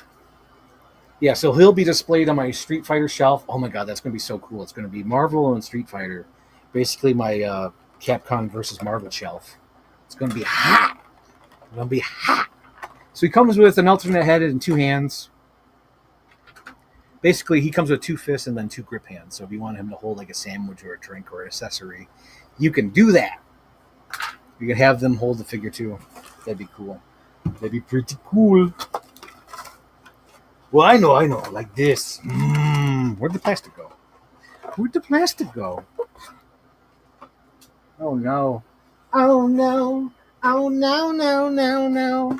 I don't know. I don't know where my flat plastic went. I'm going to slip on it when I get up because I won't be able to see it.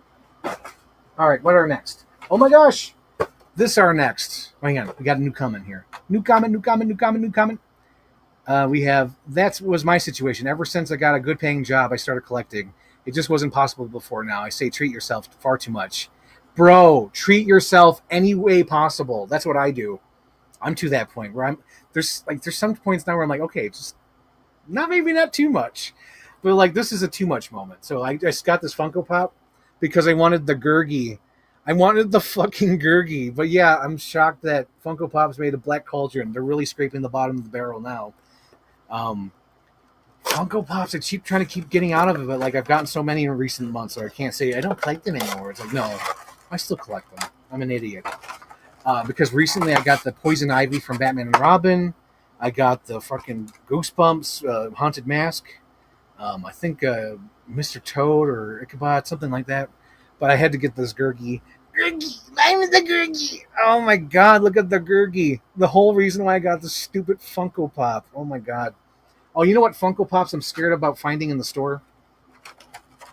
I'm scared of finding the Fievel ones. If I see Fievel and Tiger, and because I almost picked up Tanya, but I'm like, I can't just have Tanya. Like, I'll pick up Tanya if I find Fievel, but like if I find Fievel, I'm over. It's done with. Oh my gosh. Here we go. This is, what's her name? This is the princess. This is Elowen. Yeah, with the Gurgi. That's the whole reason why I got it, was because of the Gurgi. Oh my God. But yeah, here's Elowen from the Black Cauldron.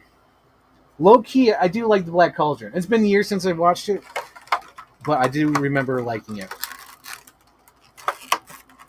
The Black Cauldron. You're quite right. Oh my God, you guys don't even probably get that reference. So, as a kid, I'd be obsessed with watching the VHS tapes, and I remember they would advertise the Black Cauldron for the 20th anniversary or 15th anniversary of the Black Cauldron, now on VHS, and they would play like the little Gurgi looking at the apple, and then they'd play that little goblin going, "You're quite right," and it was just like, oh my God, that's all I know. So, as I said earlier, rarely do I see G.I. Joe in the store anymore. Wait, hang on. I think there's a new comment from Cinemorph. Cinemorph! The only ones I collect are Alien and House of the Dragon and Lord of the Rings. I need a Funko to release the rest of the House of the Dragon characters. Oh, Cinemorph. Hopefully they do. Hopefully they didn't just brush that underneath the rug like the fucking Street Sharks. Because, oh my god, like I think it was last year's Comic-Con where they announced like wave 3 and 4 of Street Sharks, and we have never heard anything since. So hopefully they release your Red of the Dragon, because I completely understand that. Where they release all these things and they just stop. And you're like, oh fuck. That's how I feel like with some of these. Which ones are like that for me? I think it's sort of like it's going to be with the McFarlanes for sure, because I collected all these fucking McFarlanes, and now they're just gonna be like, oh, the toy line's over. Oh, that's the big one. That's my big, blue sky wish. I think everyone knows this. It's the Batman 66 helicopter. If they made that for the Batman toy line, that would have been the best, but they're never going to make that now because McFarlane lost the toy line. I'm like, no. Okay, we got another comment here. Seen it once, I don't remember it. Oh, Black Cauldron, yes. Okay. They haven't released 2 main characters yet, but they literally have multiple versions of others. Makes me sad. That is sad. Oh my god. I feel for you. I know that feeling. I know now why you cry for something I can never do. Okay. Like I said, hard to find G.I. Joes, but when they do, they have them. So my goal for some of the G.I. Joes, for at least what I want to collect, because I have like limited space and I can't collect them all, I want to collect the YMCA related ones, so I think it'd be funny to pose them in YMCA. So now that I have, what do you call it? I have like the boat guy, I forgot what his name is, like Harpoon Harrison or whatever the fuck. I have that guy with the bird, so he's like YMCA. He's like the Navy guy, and now I have a firefighter, so now I just need to get a police officer. Oh yeah, I have the Indian. That's awesome. Oh, that's where I can get the headdress. I need to find the headdress. I was wondering if I had like a little toy headdress, and I think they had one for Ultimate Warrior way back in 2016 when they had like little Build-A-Figure shit, and they had like weird accessories. I think I have a headdress. So if I could put that on the Indian and have them go like YMCA, that would be hilarious for the background of my G.I. Joes. But now I have this and Cinemorph. I am tempted now, because I wasn't tempted before, but now I am. I'm tempted to get the Halloween Kills Michael Myers so he could lift up this firefighter in the air with his accessory. I am tempted. I is tempted, but I don't know if I'll do it. Because I've explained it before. I don't like the Halloween toys from NECA, just because it's not a solid piece for the overalls. It looks like he's wearing underwear. And it's a bad look. I don't like the look. I don't like the design. I don't like it. I don't like talking about it. But yeah, I don't like it. I must look like a nut if you don't get these references. Like I'm saying all these quotes from memes and shit. Hopefully people get them. But yeah. Oh no! The firefighter. His axe just flew out. Oh, there's the plastic piece I was looking for earlier. Hilarious. All right, here we go. So his axe popped out. And more axe. Oh yeah, you collect Lord of the Rings. That must be fun. Although I think collecting Lord of the Rings must be difficult.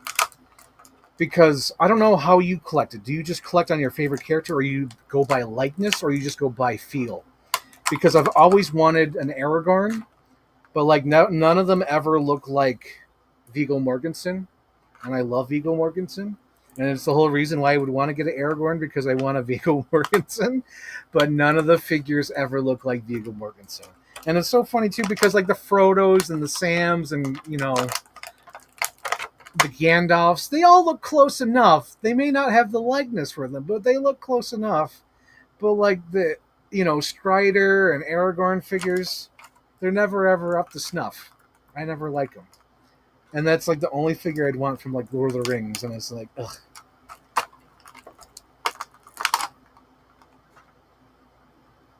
Let's see. Have you ever made videos like stop motion ones with your figures? I tried, but I don't have the patience. Like I made one just for fun. There used to be an app. I don't know if it still exists. Hopefully I still have it saved on my apps. But there was a thing called like stick figures, and you could make your own stop motion stuff. In fact, my nephew has been trying to contact me about stop motion stuff, which I do kind of know a little bit about, not too much. but I do want to give him some advice and maybe some suggestions. But in fact, I should call him, or at least text his mom saying, "Hey, I'm available if you want to talk." Because I don't want the kids have their own schedule, so I don't really want to bother them too much. But yeah, I've done some, but I just don't have the patience. Okay, so right now I'm putting the mask on to the figure. He comes with 2 alternate heads.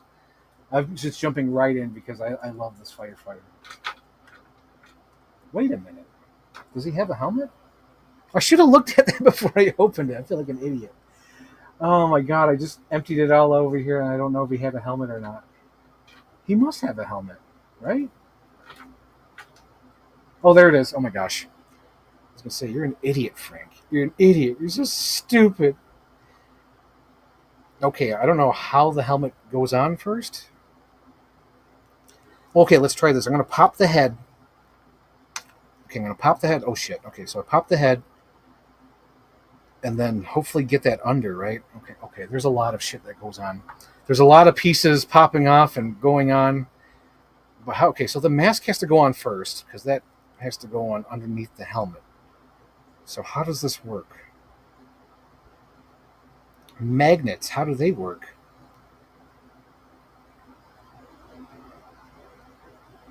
So I guess that's just a cheat, huh? Yeah, it's just a cheat. So that, because I just popped the helmet on and it doesn't look right, but it's the way it's supposed to go on. And then I'm popping the pieces back on.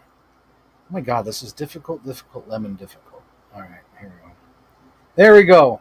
Now he can be lifted up by Michael Myers. Michael Myers. Man, I know I talk about it a lot, but it just bugs me. Everyone bitches about Halloween Kills, but like Halloween Kills is the first Michael Myers movie that lives up to the whole legend of Michael Myers. That's a great idea, but understandable if you don't like the design. Yeah. I don't know how you collect it, though. Like, I simply go by the first feelings when I lock eyes across the room, down the rhythm of the rhythm's boom. Let's see. Simply go by the first feelings when I lock eyes into something of the franchise I love. It's simple. It looks cool. I want it. Okay. Don't care how I want it now. Yeah, I'm too busy on the look for specific things.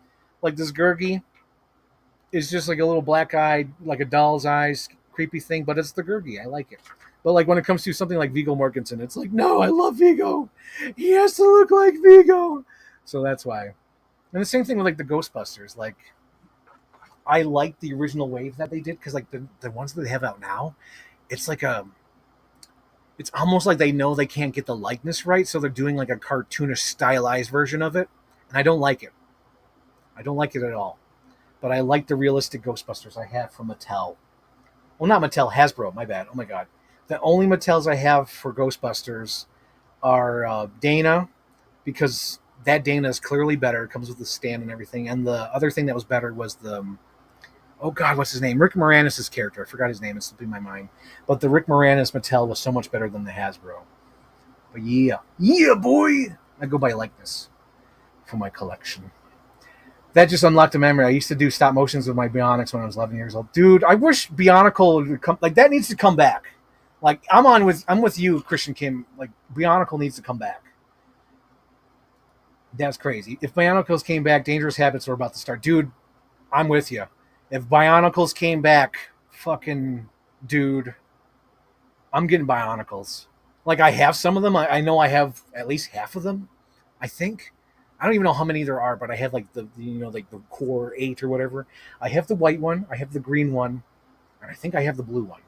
God, there was so much Bionicle. I think isn't that what saved Lego was Bionicles, which is crazy. They haven't gone back to Bionicles, and we're all of age. Halloween Kills was awesome. I'll be honest, didn't like Halloween Ends. Halloween Ends has grown on me because you can't be as bad as as much as I love it, you can't be as bad as the Paul Rudd one. The Paul Rudd one is ass. Like, you can't be worse than that. I don't think Halloween Ends is worse than Paul Rudd. But it's like, to me, I love all Halloweens, and it cracks me up when people try to say like Halloween Kills is stupid. It's like, how do you not like Halloween Kills? What the fuck are you talking about? It's like, I love all Halloweens. As bad as they are, they're all family. I remember when seeing toys for Rebel Moon in Japan and thinking, who's buying this? Fair, fair, but I think it's the Frank Skylers. You know, it's the Zack Snyder ride or die people. Let's see. Halloween Kills and it ends are fine. Exactly, they're fine. They're fine. I like Halloween Kills. We have Captain Iron Dog in the house. Player 2 has entered the fucking game. God damn. Captain Iron Dog in the house. Holy shit. Let's see. The first one I ever saw in the theaters was H2O. Dude, Cinemorph, we are one. We are one. The Force is one with us, and we are one. Holy fuck. So, Cinemorph, H2O is the first one I saw in the theater with my cousin. Cherished memory, 1998. I think that was the first year where I even went as Michael Myers for Halloween. I was Michael Myers for like 5 years for Halloween. I even did a photo shoot with my friend, ex-friend, I should say. It was a bad breakup, but yeah, my ex-friend. We did a photo shoot for Halloween, and that was fun. But yeah, I love Michael Myers. But yeah, Cinemorph and I are like the same person. I love it. Oh god, I'm already opening it, but whatever. So I saw this at Walmart, and like I told you, I have a weak spot for my favorite wrestlers when they come out as toys, especially when they're ultimates. Because like if this was just like a regular one, I'd probably pass. But since this was an ultimate, I was like, oh fuck, dude. I had to get Razor Ramon. Razor Ramon is another one of my favorite experiences meeting a person that I've always loved. When I met him at the Nickel City Con, it was funny too because he saw my shirt and he says, "Hey," he's like, "Hey, yo, where'd you get your shirt from?" And I was like, "From Amazon," because I think he probably thought it was like a bootleg shirt or maybe I made it or something. But no, I'm like, I got it from Amazon. But it was so awesome, and like Kevin Nash was just there chilling on his phone. I was like, "Hey, Kevin Nash," and he was like, "Hey, what's up?" But I love Razor Ramon. I don't know if my mom's fucking with me, but I think she's serious because my dad was into wrestling. But like she always said that I like my middle name was almost going to be Razor or Ramon. I forget which one, but like because my middle name is just R. So she always says that my middle name was going to be Razor Ramon. So that's why I have like strong nostalgia feelings for Razor Ramon because he's my favorite. Razor Ramon's my favorite. But yeah, when I saw the Ultimate, I was like, yes, gotta get it. Love Razor Ramon. Cinemorph. If I were ever to do a stop motion, I could probably do it now or try to attempt to. Because one of my all-time favorite moments in wrestling is when Razor Ramon gets the fucking... I think he's Scott Hall in the wrestling match. But once, he gets stone cold, stunnered. He fucking bounces off the ring and does the big giant jump. I'm sure you've seen the gif. But like, boom, stone cold stunner. Fucking Scott Hall like jumps 30 feet in the air because he did it differently. But yeah, if I could do stop motion, I would probably do that. I would have to remove like his knee pads though, because the knee pads like stop the motion because he would have to go like boom. If I could do that stop motion, I would. But I don't have the patience. But yeah, this is so cool. This is the ultimate. So there's more articulation. And I love how they keep improving with these. I know, like, when I started my live stream, like, 2-3 years ago, I always gave shit, but, like, I feel like the little differences Mattel has made with the WWE figures have gone, like, light years. Like, I think they changed, like, the height of the neck and the torso. And it's like, oh, shit, just that little difference. Like, oh, my God. Like, you don't have to rebuy everything, and it still kind of looks good. Oh, my God. Everything they've done, even with the Ultimates. Whenever they make Ultimates, I try to, get my favorites. Like, I got the Stone Cold one. I got the Kane one, but the Kane one had like a weird paint thing. I remember my friend Anthony made fun of it. He's like, you got that one. I was like, damn it, Anthony. I think I want to get the Undertaker one. I think I missed out on that one. I should have gotten it. But the thing is with Undertaker, I have so many Undertakers. I think that's why I didn't get it. Because there's sometimes where I just have too many of one thing. I always feel like that with Wolverines. I'm like, man, I got like 3 Wolverines. I'm going to have to get another Wolverine this year, too. Oh, God. But yeah, I love Scott Hall. He's the best. Razor Ramon. And dude, I just love how like all his ideas were from movies and that they all changed the fucking face of wrestling. Like he was like Scarface basically, and then he told Sting like, "Hey, yo, did you see this movie called The Crow? You should do that." And then like that changed wrestling forever. And like literally everyone's like, "Yeah, if it wasn't for Razor Ramon, oh my gosh." Let's see. Oh my gosh. Let's see.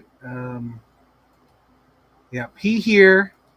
I know. I'm like, you're fine. You showed up. You showed up. That's all that counts. We have Cinemorph here. We have Christian Kim, Captain Iron Dog. Full house tonight. Your channel came out in 2019. My channel came out in 2019. Did it? Oh, my toy channel probably did. Yeah, my toy channel. But my Chief Brody, because when you said that, I'm like, Chief Brody Rules has been out since like 2009. What are you talking about? But no, I think you're talking about my toy channel. Yeah, I think that came out in 2019 because I tried to do like toy reviews. I did a couple toy reviews. But it was like so much work, and then I'd get like 100 views. I'm like, fuck, dude. I did all this research, I did all this narration and editing, and it's just like, oof. But yeah, I think you're correct. I think my channel did start in 2019, or at least I Want My TV Now did. I think so. I suppose. I don't know the years for I Want My TV Now. I think it did. I thought 2017, but you're probably right. 2019. You're probably right. So I'm going to switch out his hands with the thumbs like, hey, yo, me. Razor Ramon. Halloween Kills is the only Halloween movie I've seen in the theaters. Oh, Christian Kim. Oh, my gosh. So me, I think I've seen the original so many times in the theater. I've seen Halloween. I think I've seen Halloween 4 and 5 in the theater. I think there was like a double screening way back in the day, like in like 2005 or some shit. So I think I've seen 4 and 5 in the theater. I've seen H2O in the theater. I've seen Resurrection in the theater, and everything. Oh wait, I didn't see Rob Zombie H2O2 in the theater because I lived in LA at the time, and I was scared of taking the bus, so I would walk everywhere, and I was afraid to. I don't know. I didn't think it was worth it walking to the theater at the time to see Rob Zombie's Halloween 2. Which, in retrospect, I'm a fucking idiot because Rob Zombie's Halloween 2 is actually pretty good, and Brad Dourif has like an awesome performance in there. But here, I swapped out the hands. Hey, yo! That's so cool! Oh, hey, I gotta swap out the head. What other heads does he have? He has... Oh, yeah, this is... What's the other one, though, before I decide? Oh, dude, no, I got it. Okay, so he has, like, the stoic, like, basic face. And then this is like the grumble face, which I'm probably going to go with. The grumble face. And then, hang on. It's focusing on other things, that's why. And he has the smile. I definitely got to go with the grumble face. Like, hey, yo. Man, that's sad. I think 2019 was when I met Razor Ramon, right before the fucking world ended and he died. I think one of my all-time favorite Razor Ramon moments was like one Christmas where he was like sharing like, I'm spending Christmas, or like my Christmas tree is all set up, and on his TV was like fucking porn. And they're like, dude, Razor, are you watching porn? He's like, yeah, so what? But I think it got taken down, or he took it down. But it was just so funny. It was like this woman just like being hammered, and like there's this nice Christmas tree in his living room. It cracked me up. I was like, oh my gosh. Oh man, my uncle almost made me Nitro. Nice. That makes sense. I think it would be cool. I contemplated getting a NECA Alien toys and either do photography or stop motion. Oh yeah, that would be ace. Oh my god, the alien, like him crawling. Oh, that'd be so cool. That'd be so cool. Why do you have a lot of WE figures? Why do I have a lot of them? I have a lot of them because I like to collect my favorites. I have like a Becky Lynch, Sid Vicious, The Rock, Mankind. Like when I was a kid, I watched wrestling. Oh, here's the thing. Okay. Backstory. So in the morning, I would get dropped off at my cousin's house to catch the bus to go to school. And I'd be there like 2 or 3 hours before fucking the bus came. So everyone would be asleep and they're like, yeah, you can just play video games, whatever. So I would play his WWE Monday Night Raw with Stone Cold in the cover. And I was obsessed. I loved the game. And I was like, Mom, I love wrestling now. Let me get my own wrestling game. Let me get all this stuff because I love that. Because it was only for like a week or two when I did that at the cousin's house. So I got SmackDown 2, Know Your Role, which is like awesome game. I love that game. And then I became favorite. I would watch the Sunday morning wrestling where they would show the recaps during the week, and they would just have like the B side guys on Sunday morning heat. It would be like the Nagasaki guys or whatever. But yeah, I was into wrestling then. I would watch the show, so that's why I have all those figures. But they were my favorites. I collect my favorites. I don't collect all of them. Like I don't collect too many modern guys. Like I probably will get a Cody Rhodes, even though I'm not like a modern guy, but I'll probably pick up a Cody Rhodes at some point. But yeah, that's why I have so many, because I just collected my favorites and I watched them as a kid. I'm on again, off again wrestling. I think in 2019 I was totally on. I think I was like, cause they came here for like a live show and I had like front row seats for Monday Night Raw. It was fucking incredible. That's the year where they all got stuck in Saudi Arabia, so they had to make up a show for Monday. And that's the one they had like fucking Shawn Michaels was there. I was like, oh my gosh, Shawn Michaels, Triple H, oh my gosh. But yeah. Going back to LA is going to be so funny because I legally can't drive anymore. Oh my gosh! Christian Kim is coming back to LA. It's so awesome. I'm so excited for you. It's going to be awesome. Okay, so I think there's only 3 items left. Hopefully I have enough battery juice to open them. So I'm going to open up the main 2 events first before I open this one, because I can always open this off camera. I don't really feel guilty about opening it off camera. But yeah, let's continue. Hopefully I have enough battery juice. What do you have? 141? Ooh, we're close. We're cutting it close. So my sister, oh my God, my sister, she's finally out the military, hopefully. Oh my God, they always re-sign her up. But we haven't seen her in months, and the other day, or other week or whatever, I finally seen my sister, and she's like, I got you a gift. I've been carrying for 6 months. I'm like, what is it? What's the gift? And it was this. She got me a Killer Clown from Outer Space. She loves that movie, and it was so funny. She says, I'm sorry. The box got bent. I'm like, girl, I'm going to open up this box. I know it's a gift from my sister, but I'm going to open it. Because it's got to go with my horror movie characters. It's got to. I don't know where it's going to fit, but it's got to.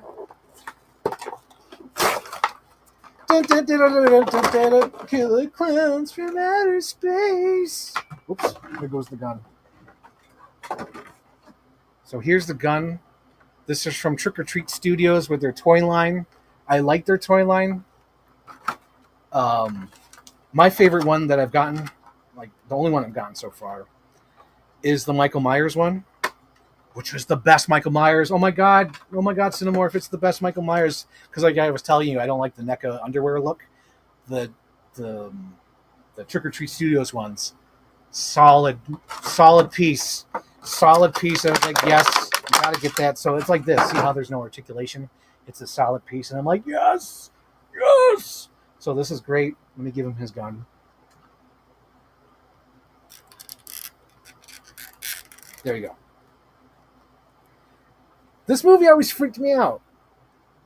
I remember catching it on TV one night. I was just like, no, I don't like that. It's creepy. And then my sister was like, have you ever seen the movie? And I was like, no, never seen the movie. And she's like, well, I'm going to show you it. I'm going to show you it. So one day after work, I showed up at my house, and there was a DVD left on my porch step or something. I was like, okay. So I watched Killer Clowns from Outer Space. And, dude, it is creepy. I think one of the most creepiest moments in the movie is when they have the sheriff as the puppet. And it's so fucking gross because you know that they just emptied him out and made him the puppet, and it just gives you the chilly willies like, no, 1A, no. But yeah, thank you, Sister Rachel. She gave me the Killer Clown from Outer Space. I'm going to show it off again. But yeah, the other ones I want to collect, but now that I know how big they are, I don't know if they're going to really fit my collection. I want to get the Jeepers Creepers figure because I like that creature. I like the Jeepers Creepers guy, but you know, I know all the controversy about the filmmaker and all that, but it's like, I like the movie. I like the character. I don't like Part 3 or Reborn. Jeepers Creepers 3 sucks. Oh, yeah, I should... Hang on. Let me finish my thought. Jeepers Creepers 3 sucks. Jeepers Creepers Reborn sucks. I've never seen the second one, but the first one I love. It's a creepy premise. And Justin Long is forever a horror icon. Love Justin Long. He's the best. So the next thing I'm going to open up is the San Diego Comic-Con exclusive Buck Rex. This was originally going to be a crowdfunded thing, but the crowdfunded item completely failed. because it sucks so bad. It's like, you're going to get this big giant automatic gate, and you're going to get a buck Rex if we make it that far. But it sucks so bad. I'm like, man, I just want like a simple gate. I don't need a stupid like animatronic gate that opens up. I don't know what they were thinking for that crowdfunding thing. It sucked. Everything about it sucked.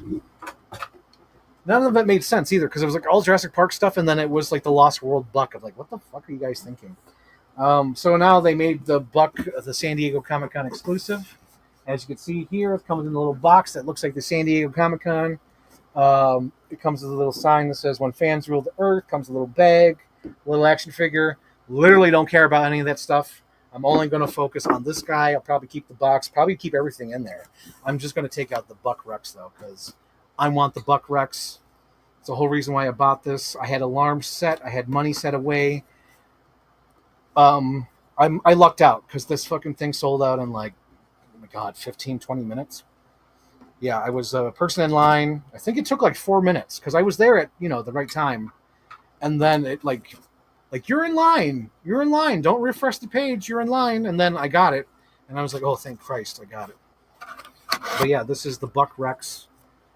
I have no idea why this made this as exclusive. Like, to me, like, everyone wants the green Buck Rex from the Lost World. Why would you do that? So I'm going to take out his tail, which I probably won't attach because the way I have that displayed, they're going to be facing each other, and in order to have room, they can't have their tails on, which is fine. But yeah. Maybe I'll show a close-up of everything in here before I put it all back in the box. But here you go. It's a cool, cute thing, blah, blah, blah. I really, really don't care. I just want the Buck Rex. Like, it's cute and all, but I don't care. I want the Buck Rex. The Lost World's always been my all-time favorite. The Buck Rex, like, The Lost World was embarrassingly my favorite movie for far too long. Far too long. I think The Lost World was basically my favorite movie until I started like watching real movies. But yeah, I'm going to keep everything in here. It's fine. It's cool. Whatever. And it's a fun box, so, I don't want to throw out the box, and everything's in there. And if I ever need to sell it, hopefully I don't have to, but I got it. All right, so there's that. Let's go with the Buck Rex. Let's look at him. Oh, hang on. Let's go with the comments. Let's see. Seeing Jeepers Creepers in the theaters was an experience. I was so fucking... Dude, Cinemorph, I didn't see it in a theater. I saw it on a channel with staticky channel because it was analog TV, and it was fucking spooky because it felt like something I shouldn't be watching. It was an incredible experience. It was like 1 a.m. on WB 49, and the TV, like the channel kept cutting out, and it just felt like something secret I should be watching. I wanted that just for the person in the costume. That's hilarious. Oh my God, Captain Iron Dog. You only wanted the person in the costume. I wanted this guy. Dude. It feels amazing to finally have him. Let me look at him. Let me look at you, SpongeBob. Oh, yes. Oh, yeah. Oh, yeah. As Anne Hathaway once said, oh, yeah. You guys remember that interview? That was fucking crazy. It was her and Emily Blunt. And there's like a lot of time, because I was listening to it. It was so funny. Okay, so I'm at work. And I don't have headphones on. I just have the speakers playing. So you can kind of hear what I'm watching, but not too much, right? You just know that I'm watching an interview or someone talking, a podcast.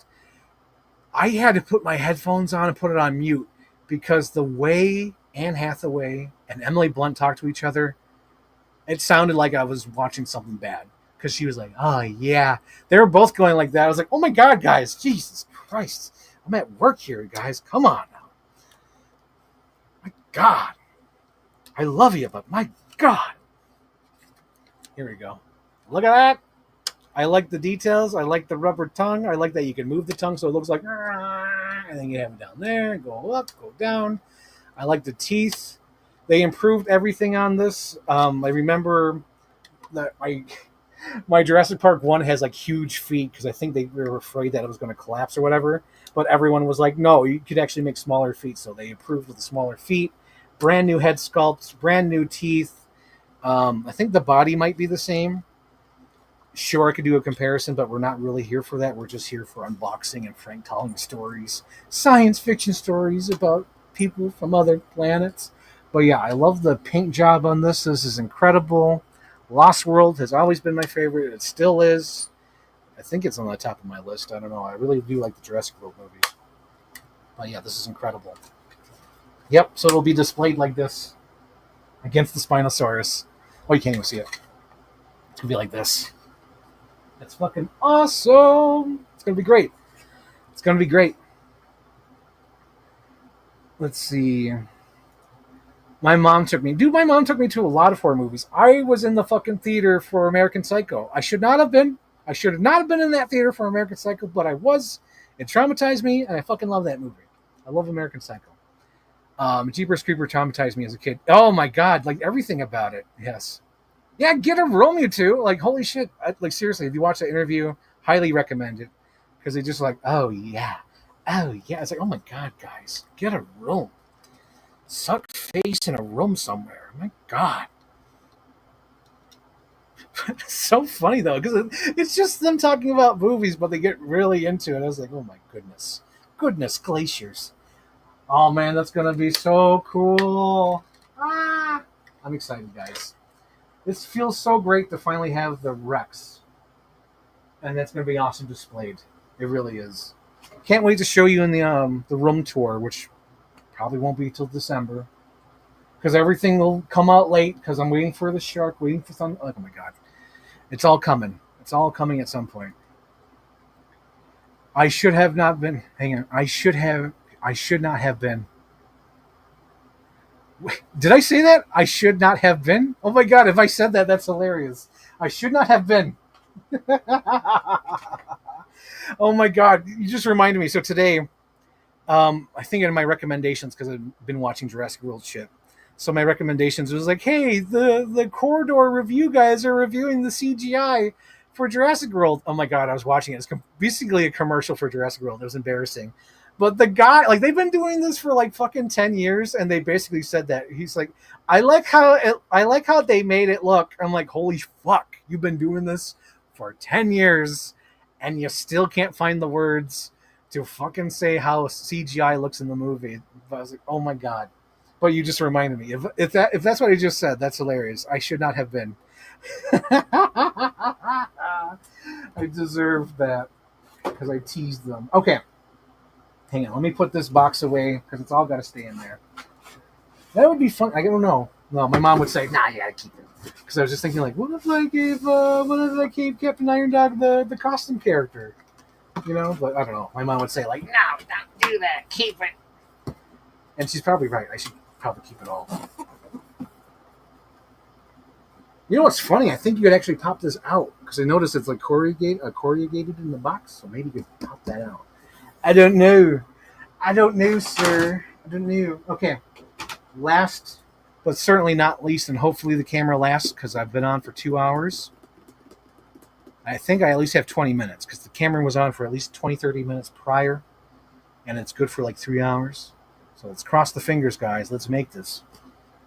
So last but certainly not least, because I wanted the characters, I got the Distortus Rex Island Escape set, starring the father from Jurassic World Rebirth and the little girl with Dolores. And I like that it comes with his walking stick. Like I said before in my previous review, I love that he hurts his leg and that never, ever does it come into play in the movie. Never does the scene come up where they're like, Dad, we have to save you. Come on, Dad. Or, no, I can't go on. Or, oh my God, my leg's going to be taken off. Never does that happen. He just limps around through the whole movie. Nothing happens. Nothing. Oh my gosh. What the fuck? Why? How do I open this? How do I live without you? What kind of life would that be? How do I... Okay. I'm going to do some surgery. That's why we have the scissors here. I'm going to cut open this box because clearly it's all taped up. Or not taped up, it's a super glued. Alright. Like I said before, I got this for the characters. It's the complete opposite. Instead of the dinosaur, I got it for the characters. Because I already have the super duper version of the Distortus Rex over there. Because this one is actually like a third of the size. Because that one's huge. This one is like a third. Not half. Not by half, Mr. Anderson. Maybe it is half the size. Yeah. But anyway, I got it for these guys, so we're going to do the review on that. Because I loved when they used to release the characters, but now, like, the only way to get the characters is through, like, these story packs. Which is fair. Because I think the characters are usually peg warmers, which is fine. But Mattel does that on their own. Like, I remember Dr. Grant, like the Hammond Collection Dr. Grant, was like a peg warmer, and no one wanted it. And now it goes for like $500 fucking on eBay. I'm like, I can't do that. That's stupid. It's crazy how much those Hammond Collection things go for. Oh my god. And especially with these, I'm sure this will jump up in price a year from now, because they'll probably never release these characters by themselves, you know? That's the whole reason why I get these things, because I want all the characters. I want to be where the people are. Yeah, I want, like, the dad. You know, I want all these characters. So he comes with his little moccasins. And he comes with a little breakaway thing. I want to be where the people are. Want to see them dancing. Walking around, and what do you call them?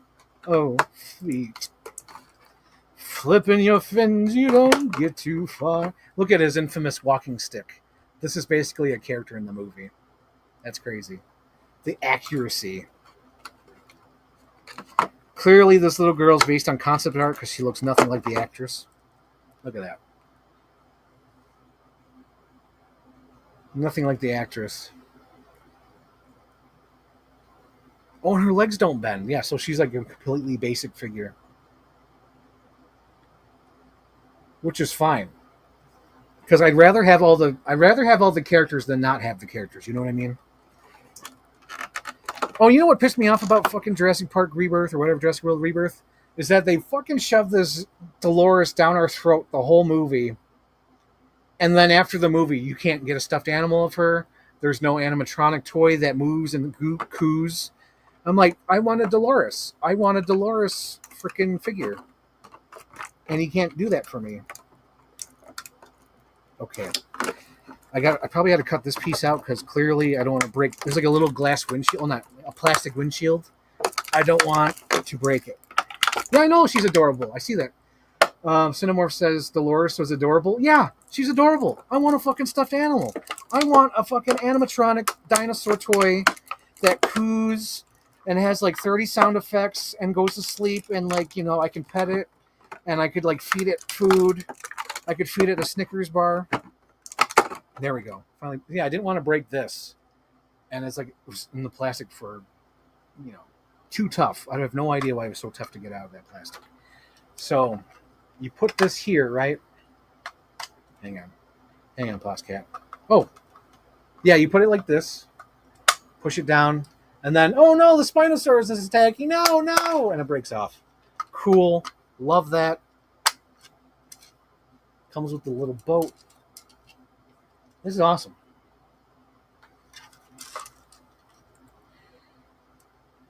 It's so great, though. I have the dad. I have the infamous dad who hurts his leg and nothing comes of it.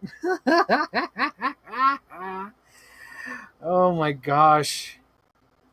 Oh, my God, Cinemorph. I don't know how you would feel about my review, but oh, my gosh. I tore it a new one. I did not love it.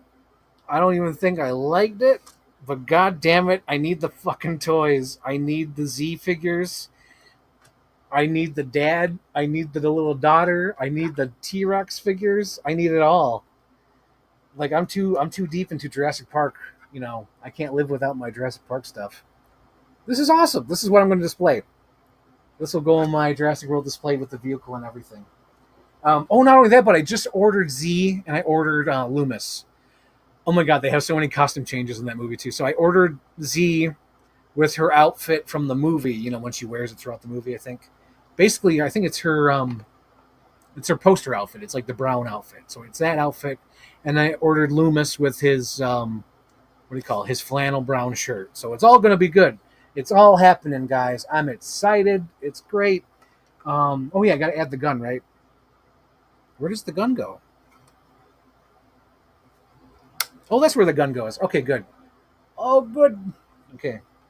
So I'm going to put the little life preserver on there because I doubt we'll ever get it. But like, it'd be so cool if we get like the daughter and the asshole boyfriend, the lazy ass boyfriend.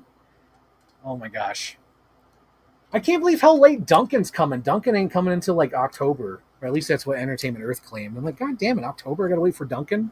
Give me Duncan now. But yeah, I am. Oh man, I love this. This is so cool. It's gonna look great on the shelf. Oh man. Oh man. I love it. No judgment on my end. You're free to dislike it. My favorite one ever is Jurassic Park 3. Cinemorph and I are one. I love Jurassic Park 3. Jurassic Park 3 is like what me got. Jurassic Park 3 is what got me into like the books of like reading them and checking them out. And then like playing with the toys outside and like creating my own stories. Oh my god, she's got a little book bag. The little girl comes with a book bag. I didn't even see that. It must have popped out in the package. Oh wait, that's probably where Dolores goes. Oh god, where'd I put Dolores? Dolores. Oh god, you can't even put Dolores in the bag. Oh. Okay, so we're gonna put the book bag on the little girl so I don't lose it. I did not know she had a book bag. I think it popped off in the packaging.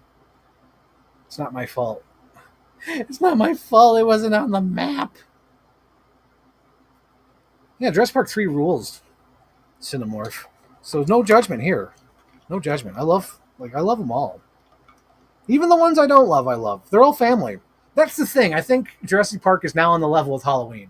So even if it's bad or I don't like it, it's fucking family. It's family.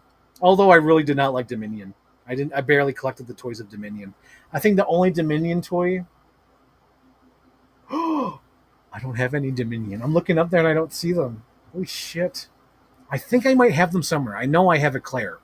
I'm pretty sure I have a Claire. I think I even have an Owen. I don't know. I didn't really collect Dominion. And I regret that too because I want that fucking helicopter when she says, somebody hold on to somebody. I wish I got that helicopter because now whenever I think of the helicopter, I just think about how all the people survived in the movie. There's like fucking 30 cast members running at the end of that movie because they all survived getting attacked by dinosaurs and they all get in the helicopter. And then Henry Wu's like, can I come along? So it's like a little jet fighter with like 30 people trying to get away from the dinosaur island. It's wonderful. Wonderful. See Captain Iron Dog, Cinemore fucking rules. A fellow JP3 enjoyer. Huzzah. I know. It's like whenever someone says they love JP3. Yeah, Cinemorph into one. Cinemorphous family here. It was the first one I saw in the theaters and was old enough to actually experience Jurassic Park and understand it. I was born the year the first one came out. Oh my gosh! You're just a tiny baby. Oh my gosh. Not really. You're like a few years behind me. You're all right. You're all right. I was born in 91. I think I saw all of them in the theater because I remember it. I remember it clearly in my head. I remember being a little baby or whatever it was. I remember the Rex roaring on the big screen after he pushes the Jungle Explorer over the cliff. I remember that. That is definitely a memory. I seen it. It was there. So I seen them all in the theater. Because Lost World, I remember seeing that in the theater, and I remember retelling that whole movie to my uncle. Like, that lives in my mind, too. The whole retelling and explaining the movie. That lives rent-free in my brain. And my uncle was like, oh my god, you took him to see that movie? Because I was like really going to tell. Like, they tear it apart like a wishbone. Oh my gosh. Okay. Look at this. Not by half, Mr. Anderson. Yeah, this is the... Oh, I like that. He doesn't have like a little button, a little gimmick thing. Hello, my baby. Hello, my darling. Hello, my ragtime girl. Send me a baby, my heart's on fire. If you offer me, love me. You know what's so funny? I love that Gareth Edwards just basically took the Queen alien and said, how about we just put a Rex head with a beluga whale head on it and just call it a day? Because this is basically the alien queen. You are a dancing queen, young and sweet, only 17. Ooh, ooh. Okay. See that girl, watch that scene, sing the dancing queen. Okay, so that's awesome. I have the whole set. There it is. All the pieces are there. Contents. D-Rex, stick, father, daughter, book bag, Dolores, 2 rockets. It's all there. Awesome. So now I have the... So the only one that's missing are the Expendables. They don't have the short-haired girl who gets dragged into the water. They don't have the dummy who says, wait for the Coast Guard. They don't have the poor guy who gets eaten by the Spinosaurus, right? They don't have any of those characters. You know what? Captain Iron Dog, Cinemorph, I hope to God, I praise to Jeebus, let them make the fucking helicopter. I want the helicopter. I want my D-Rex to hold it like a fucking KFC, we call it drumstick. Oh my God, that's so funny. Oh my God, I just realized that these D-Rexes are canon because this D-Rex, if I have like a Mattel, what was it, Matchbox, because Matchbox has the Jurassic World license. So if I get the Matchbox helicopter, it'll be biblically accurate to this. Look at that. The little helicopter will be biblically accurate to this D-Rex.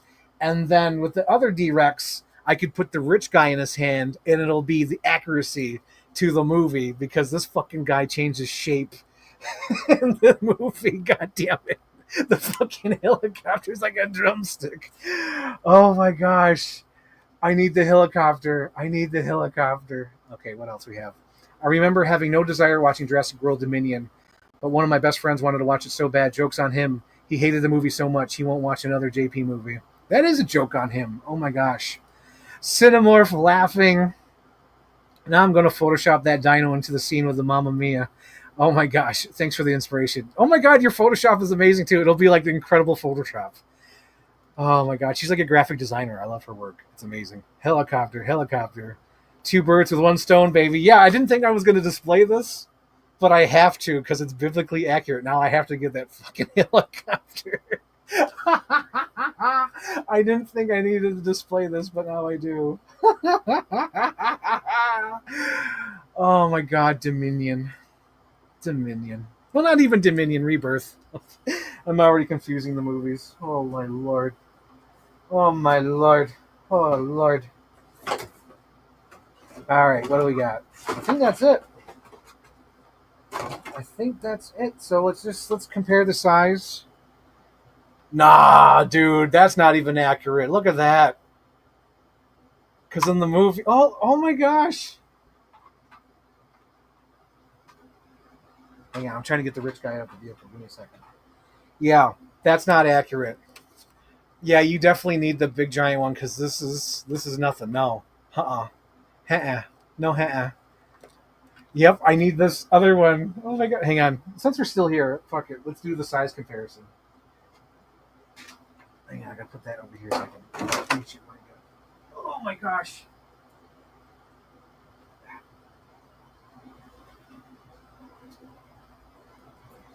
Hopefully I don't knock over a Nosferatu. Nosferatu. All right.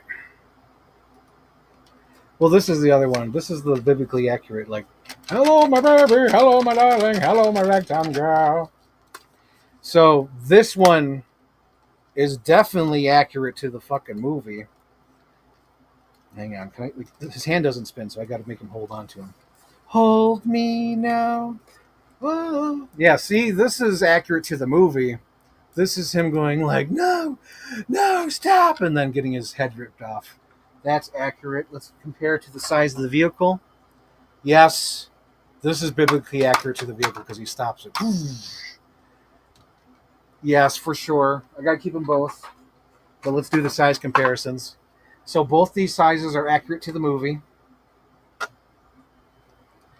What is that? It's got to be a third or half the size. Not by half, Mr. Anderson. Look at that. Yep, I got to keep them both now. I can't just throw this into storage. I got to keep it. I need to get the Matchbox helicopter. Oh man, how exciting! I will say this. This one looks way more menacing. Hang on. Oh, I wish it wasn't too bright. Can I dilute it? How do I fly high, Duluth? No, that's the lowest it can go. Oh shit! I don't mess with the camera settings, but this one has like a more sinister face. Oh, there we go. Yeah, it's got a sinister sculpt. This one looks scarier, and this one looks like, hey, hello there. My name is D-Rex from the motion picture Jurassic World Rebirth. I'm here to tell you about the movie, and that is sponsored by Snickers. But this one's like, oh my god, I'm a real monster. And this one's like, hello, I'm sponsored by Universal Pictures. I'm here to talk about the latest film starring Scarlett Johansson. Scarlett Johansson was so nice to me on the set, it was amazing. Ah, she wasn't nice to me. Well, you're my stunt double. You're my Cliff Booth. Love it.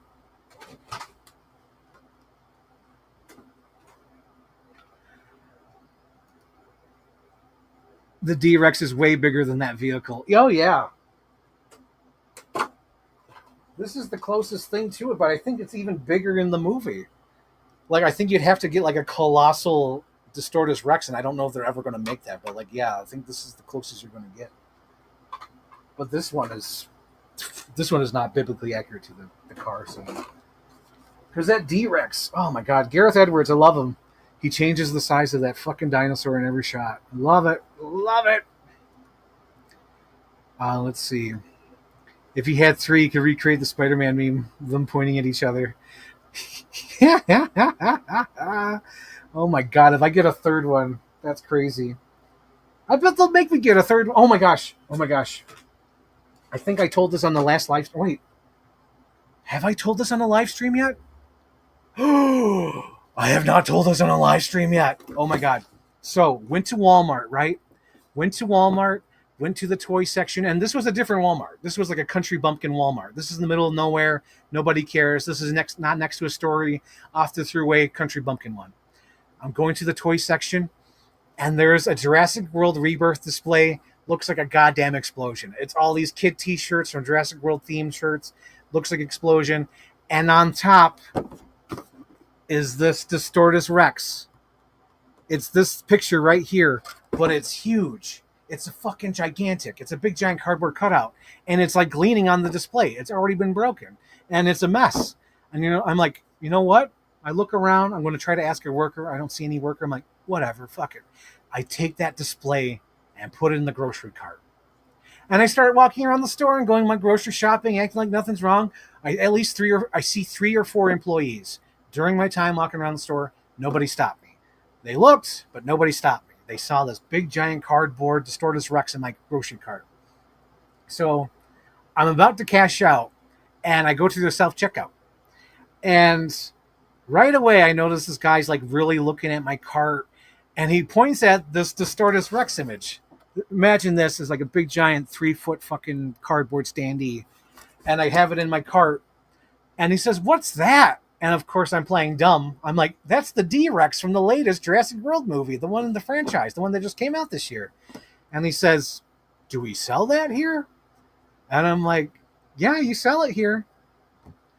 And I'm just cashing out, doing my thing. And then my mom starts playing along like, "Yeah, where'd you find that?" And the worker's like, "Yeah, it looks like the display. I don't know. There is a barcode on there. Where'd you get that?" I'm like, "I got it from the display." And he says, "Oh, is it part of the display?" And I said, "Yeah, it was." And he says, "Oh, I can't let you leave with that." I'm like, "Well, if you got to take it, then take it." And then as he's taking it out of my cart, he's like, "Well, they would just yell at me if I let that go." And I'm like, "Well, they're not going to praise you for keeping it. They're going to throw it away. It's just going to be thrown away." And he took it out of my cart and he put it to the side. And I was not able to get my fucking baby boy, my ugly baby Distortus Rex. I have to cut this out of this package now because he'll forever be my baby. Be mine, be my little baby. What an image to end on. Bravo. Holy fuck. Be mine, be my little baby. No justice, no peace. Oh my gosh. I'm so sad about that new Spinal being UK exclusive. I'm so fucking pissed. And over there, Luke Coons. Luke Coons could probably get that UK exclusive, and he won't because he probably hates Jurassic Park 3. Ah, free D-Rex. Free Frank. Sopranos ending. Oh my god, Cinemorph ending. This is the hashtag Cinemorph ending. Hashtag Cinemorph. Is it going to pop up over here?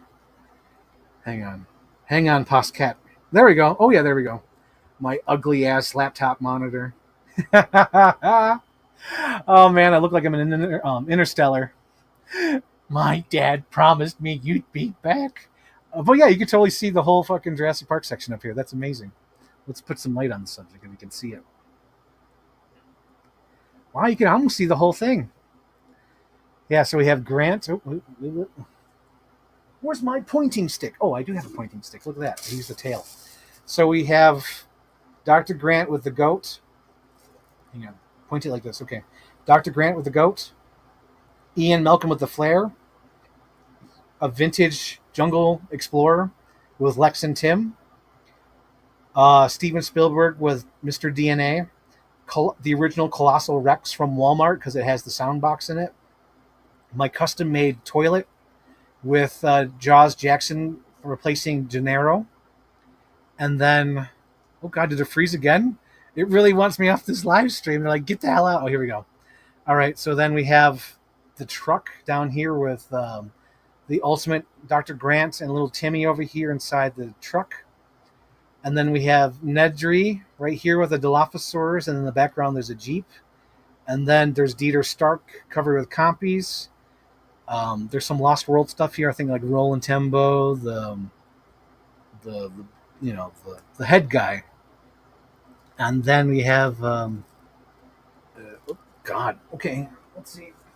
Oh yeah, Nedry, Blockbuster, Jurassic Park Rex, Baby Rex, the head guy, Sarah Harding, the what's it called? Mercedes Benz from Lost World with Ian Malcolm in it and Kelly. The original compound with most of the original Kenner figures. This one I was gonna replace this guy with the Spinosaurus. You can kind of see it there. See, there's the Spinosaurus. I'm gonna have the green Rex over here. It's gonna be great. It's gonna be great, Cinemorph. It's gonna be great.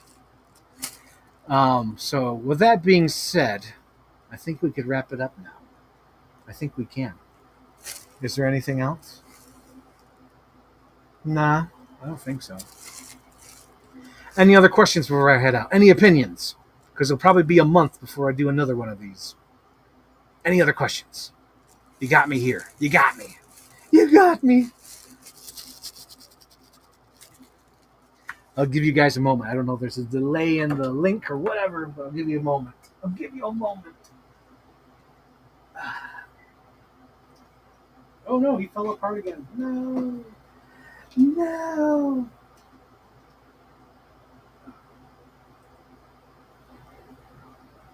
Oh, that's going to be bitchin', son. That's going to be bitchin', son.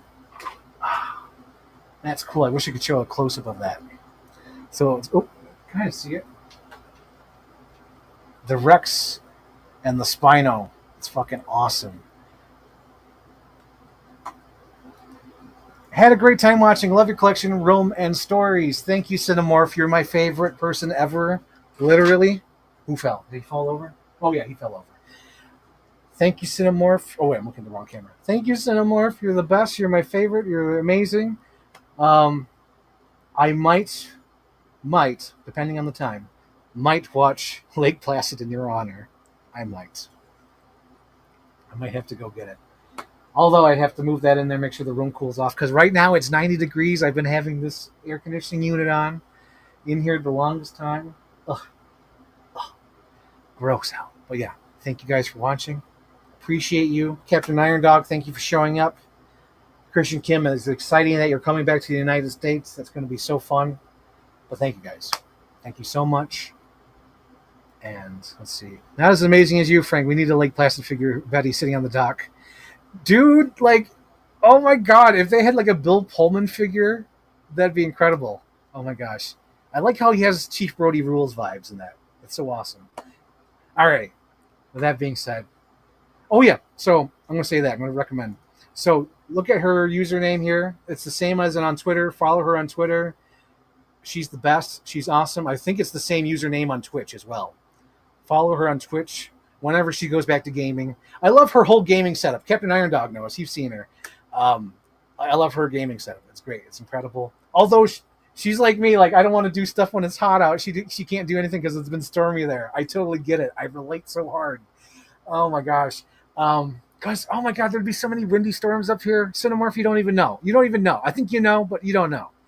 Like I remember there'd be so many fucking storms, and whenever it rained, we had to make sure we unplugged the TV because it was an old box TV. Oh my God, crazy, crazy. But yeah, follow Cinemorph. She's amazing. She's awesome. Follow Captain Iron Dog. Follow Christian Kim. I think Christian Kim is Christian Kim everywhere. That's awesome. Like he literally has his name on all those accounts, and that's like rare to me. That's so rare. But he must have been the first Christian Kim anywhere to do that. Oh my gosh. But thank you guys. I know I can keep saying this, but like you guys are amazing. Thank you for making tonight awesome. All right. I need to go eat. I need to go